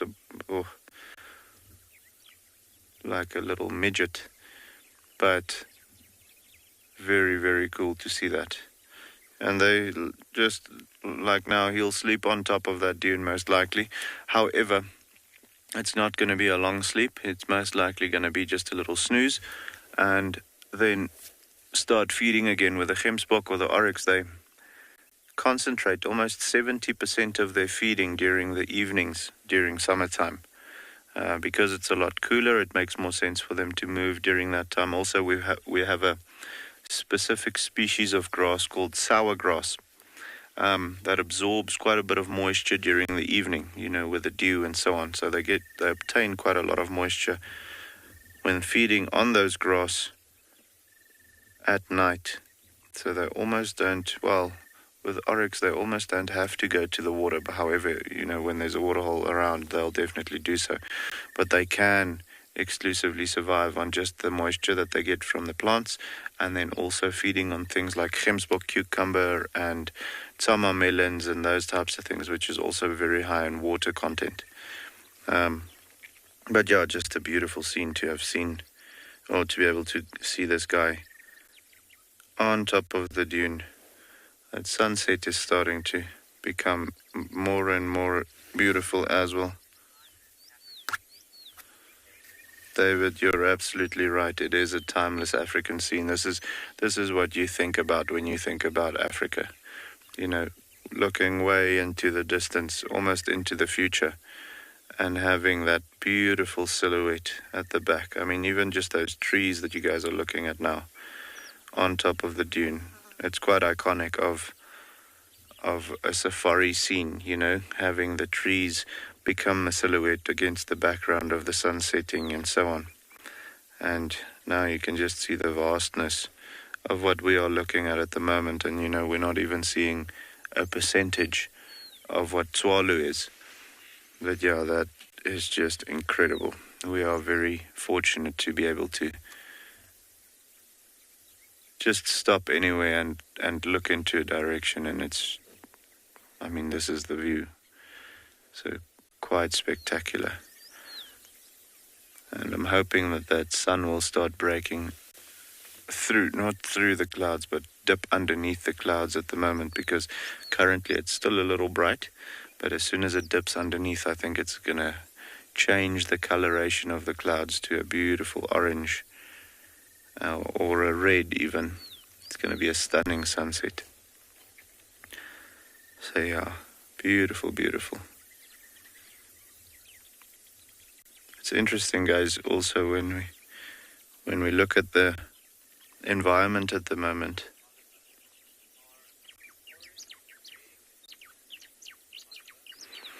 Oliver, to answer your question, oryx are very specific in the areas in which they occur. So they absolutely occur in more dry conditions.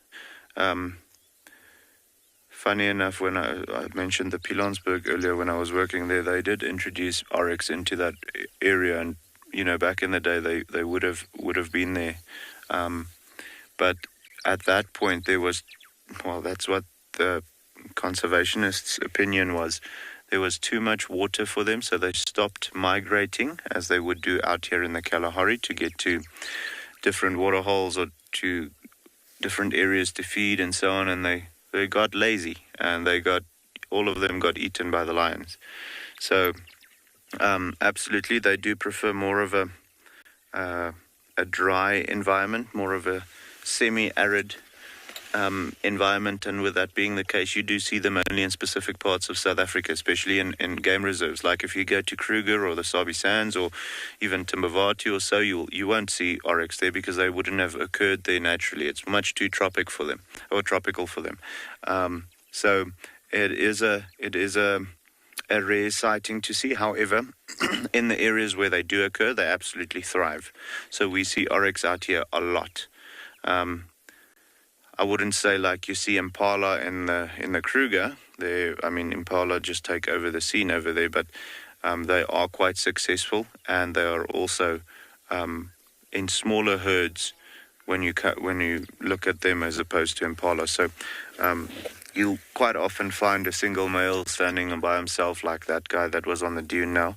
I'm not seeing him anymore though. But also, I want to say herds of up to maybe 30, up to 50 individuals. Then it's females and calves and all of those things. So we see them often around here, but it's not an often sighting. If you think about a safari in South Africa, you have to go to a specific area, either the Kalahari or to Tswalu or to places like that to be able to see them. Semi-arid conditions. Because if it gets too tropical, they just don't cope. They're more adapted to dry conditions, dry, warm conditions during summer and cold, dry conditions during winter. This is as wet as we want it out here, because the animals are so well adapted to, thrive in the conditions that they are naturally in, which is a little bit drier than what we usually have, than what we have for this year. We're already over our average annual rainfall for good years. So typically speaking, you'll find that it's a little drier over here. So this is already a big, plus point for them this year. They're going to be very fat and very healthy. But yeah, guys, we're going to move on now, see if we can find something else, okay?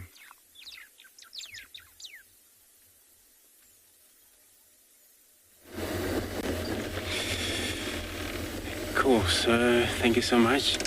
Well, Kalahari has been so lush. We're looking in this area now where it's already using a spotlight. We can't shine any further because it's covered green and a lot of thick grasses and trees all green.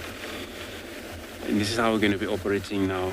So I have to leave the dogs, but I don't think they will be in a property tomorrow unless if they change their mind.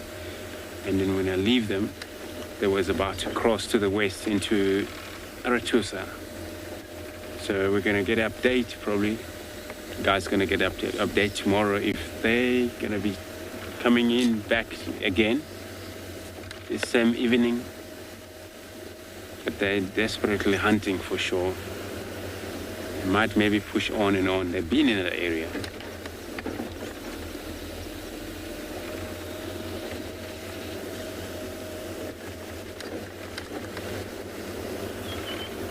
So we'll be searching in a nocturnal with a spotlight. Anything small that moves about at night, this is the time we can show you guys.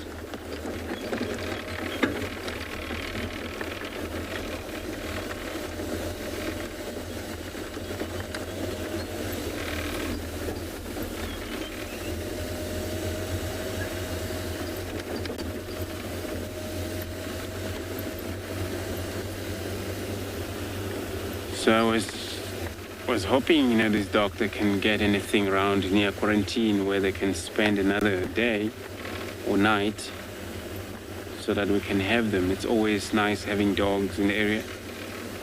They're actually the coolest creature to look at. So beautiful. But they have to cover around so much so that they can manage their operational movements.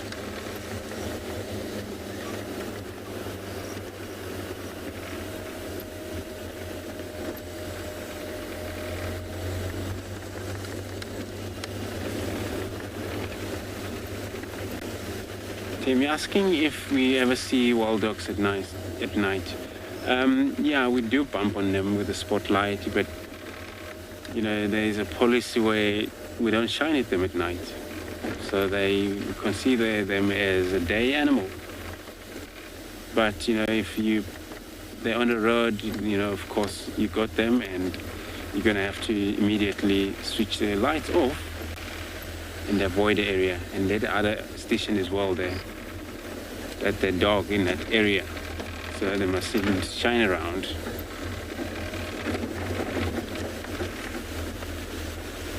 Because they still move at night, hunt also, but it's not safe for them to do that.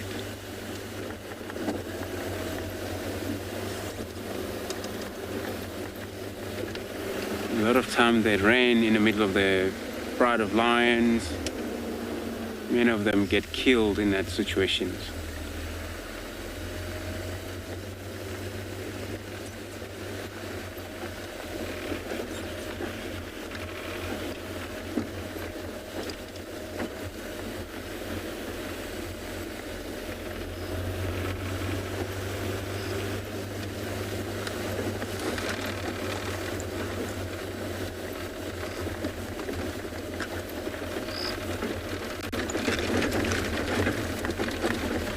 Gary asking if the wild dog ever come to the camp.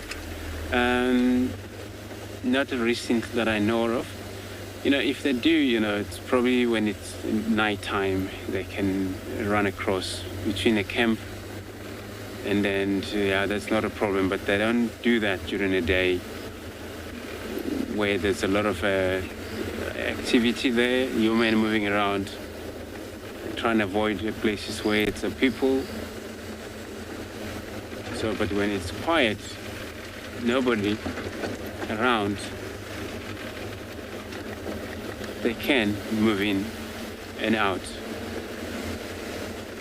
Or when it falls by the hunting, when it chase prey into the camp, they find themselves in camp. Even during the day, because they were chasing. When they chase, they don't have a control. These guys are just focusing on what they're trying to catch.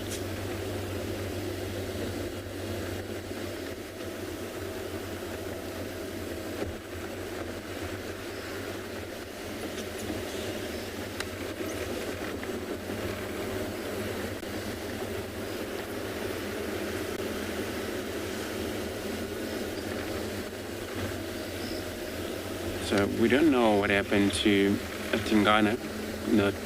Tingana, since he was seen yesterday.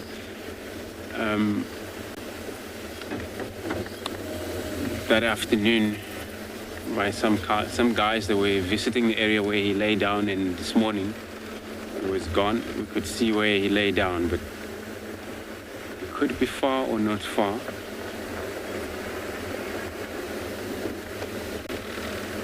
That could be very slightly different to the dogs, because they move in groups.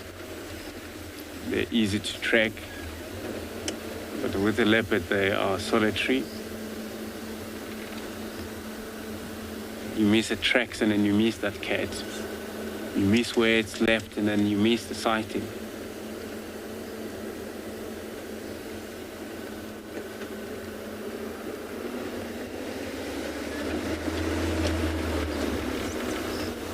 We got a spotlight, spotlight never lies. Anything that you see reflect back to you, then you know there is something.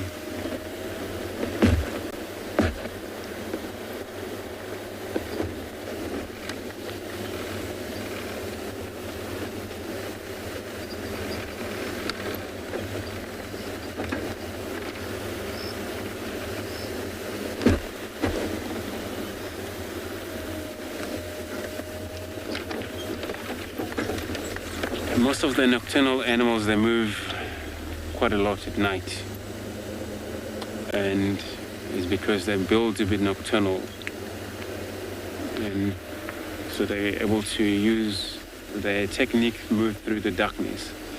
So I'm going to be sending you across to Tswalu.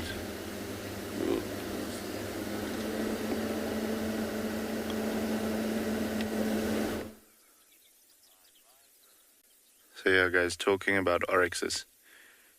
Here's one walking straight down the road towards us.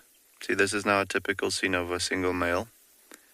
Most likely a dominant boy in this area.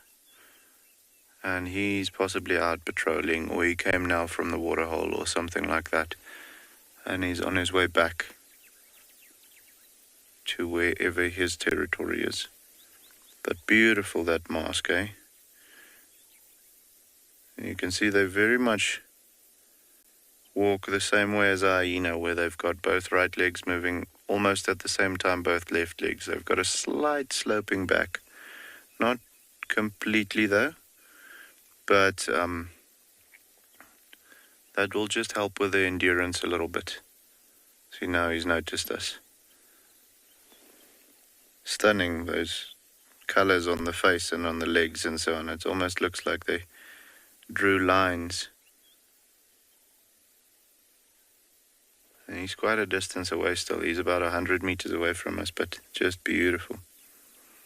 He's going to maybe walk off to the side a little bit now and stop and scan to see if he can see what we are. Look there. There we go. Stunning horse-like tail as well. And you know guys, that mask on the face is not only to look pretty. They've got I mentioned earlier that they're very well adapted to the warm conditions. Now, typically during the day, if you find a very hot day, and there he goes. If you find a very hot day, the gemsbok can actually allow their bodies to go up to about 42 degrees Celsius. Now, obviously, as you can imagine, with that being the case, the blood also goes to up to those temperatures.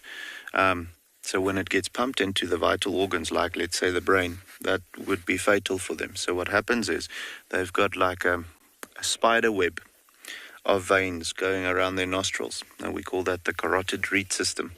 And that is there to help cool down the blood before it gets into the brain. So as he breathes, the wind cools down the nostrils, and that cools down the blood just sufficiently enough to go into the brain, and when it gets pumped back into the body, then it'll heat up again, and that system, that cycle will continue. So that helps a lot, but also that black and white markings next to one another will definitely also cause hot and cold patches. You know, as you can imagine, the black will absorb sunlight, the white will reflect it, and that would then cause warm and cold next to one another, which in turn, wherever you have warm and cold next to each other, you'll find microturbulence start forming, or wind starting to form. So there's many winds blowing around or forming around his face during the day to take away the excess body heat that gets generated around that part, which will also help cool down that blood before it goes into the brain. So that is not only to look beautiful, it's actually quite a vital part of their survival. Just like zebras, they'll also make use of that particular cooling system. Giraffe as well, leopards as well. I've seen a photo one time where they took a thermal image of a leopard, and it's incredible how you can see that the temperature differences onto where the rosettes are, the black spots, and then where the yellow part of the body is. It's complete different temperatures on the skin. So that's incredible to see that be a factor. But yeah, guys, with him moving into the sunset, we're going to do the same thing. We're going to move on and see what else we can find, okay?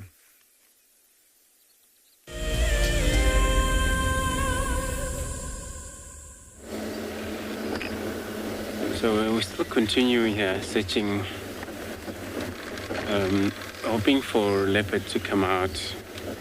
And that leopard would be Dingane, because he was around.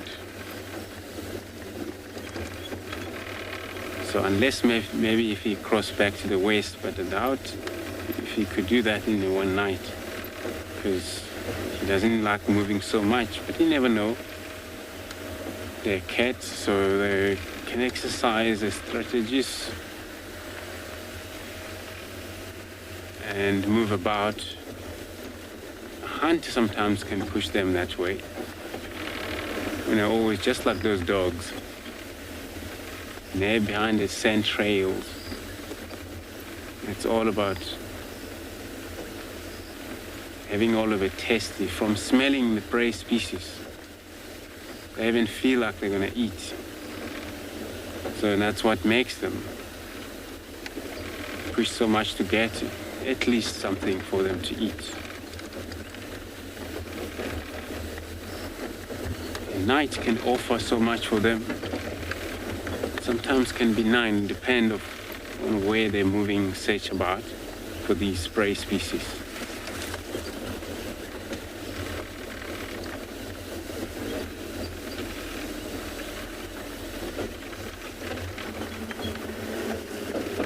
So yeah, I would love to see the Ngane and in a move on a hunt, because every time we find him, he just flex. Just hope we get lucky before.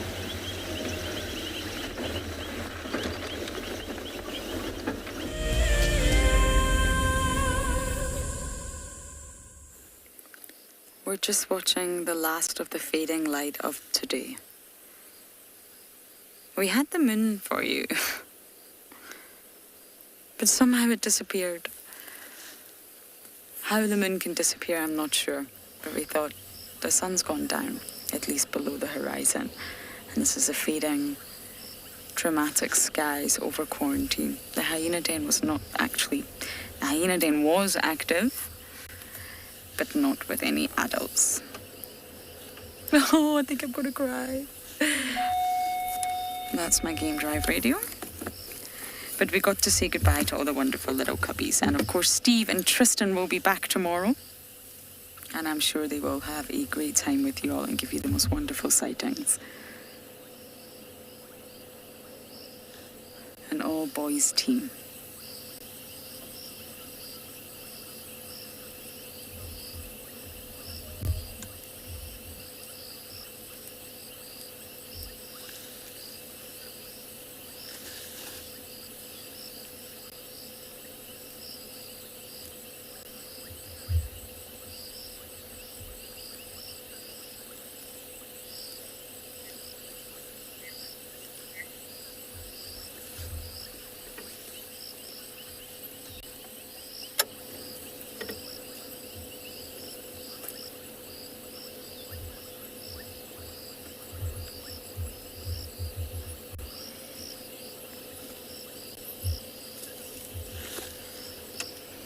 Many of you are saying you'll miss us. Davi and I will be back in 2 weeks, so do not worry. I'm sure Tristan will bring all his leopard luck. And hopefully, Steve will get back into his medicinal vegetation. It blows my mind every time. Steve's knowledge. Botanical knowledge.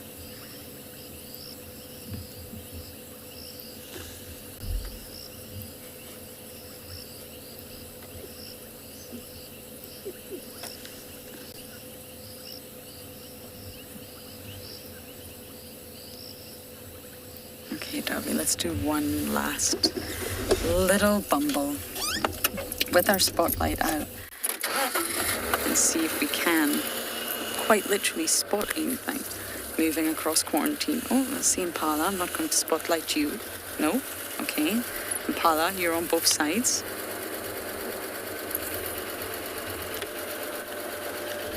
Oh, Leslie. My goodness. Talk about throwing me under the bus. That is the trickiest of questions. Am I allowed to say them all? Tuffy said no. Okay, I'll break it down. In terms of the adults, it'll be Ribbon. I really adore Ribbon. A little bit worried about her limp, so keep me updated. In terms of the cubs, I think Corky's daughter, Little Miss Braveheart. Although that's incredibly difficult to choose, but I will miss her. And in terms of the males, it has to be the one and only Mr. Swazi. Who else? Hopefully you'll be able to catch up with the Djuma clan. And of course it will be my absolute first port of call as soon as I'm back.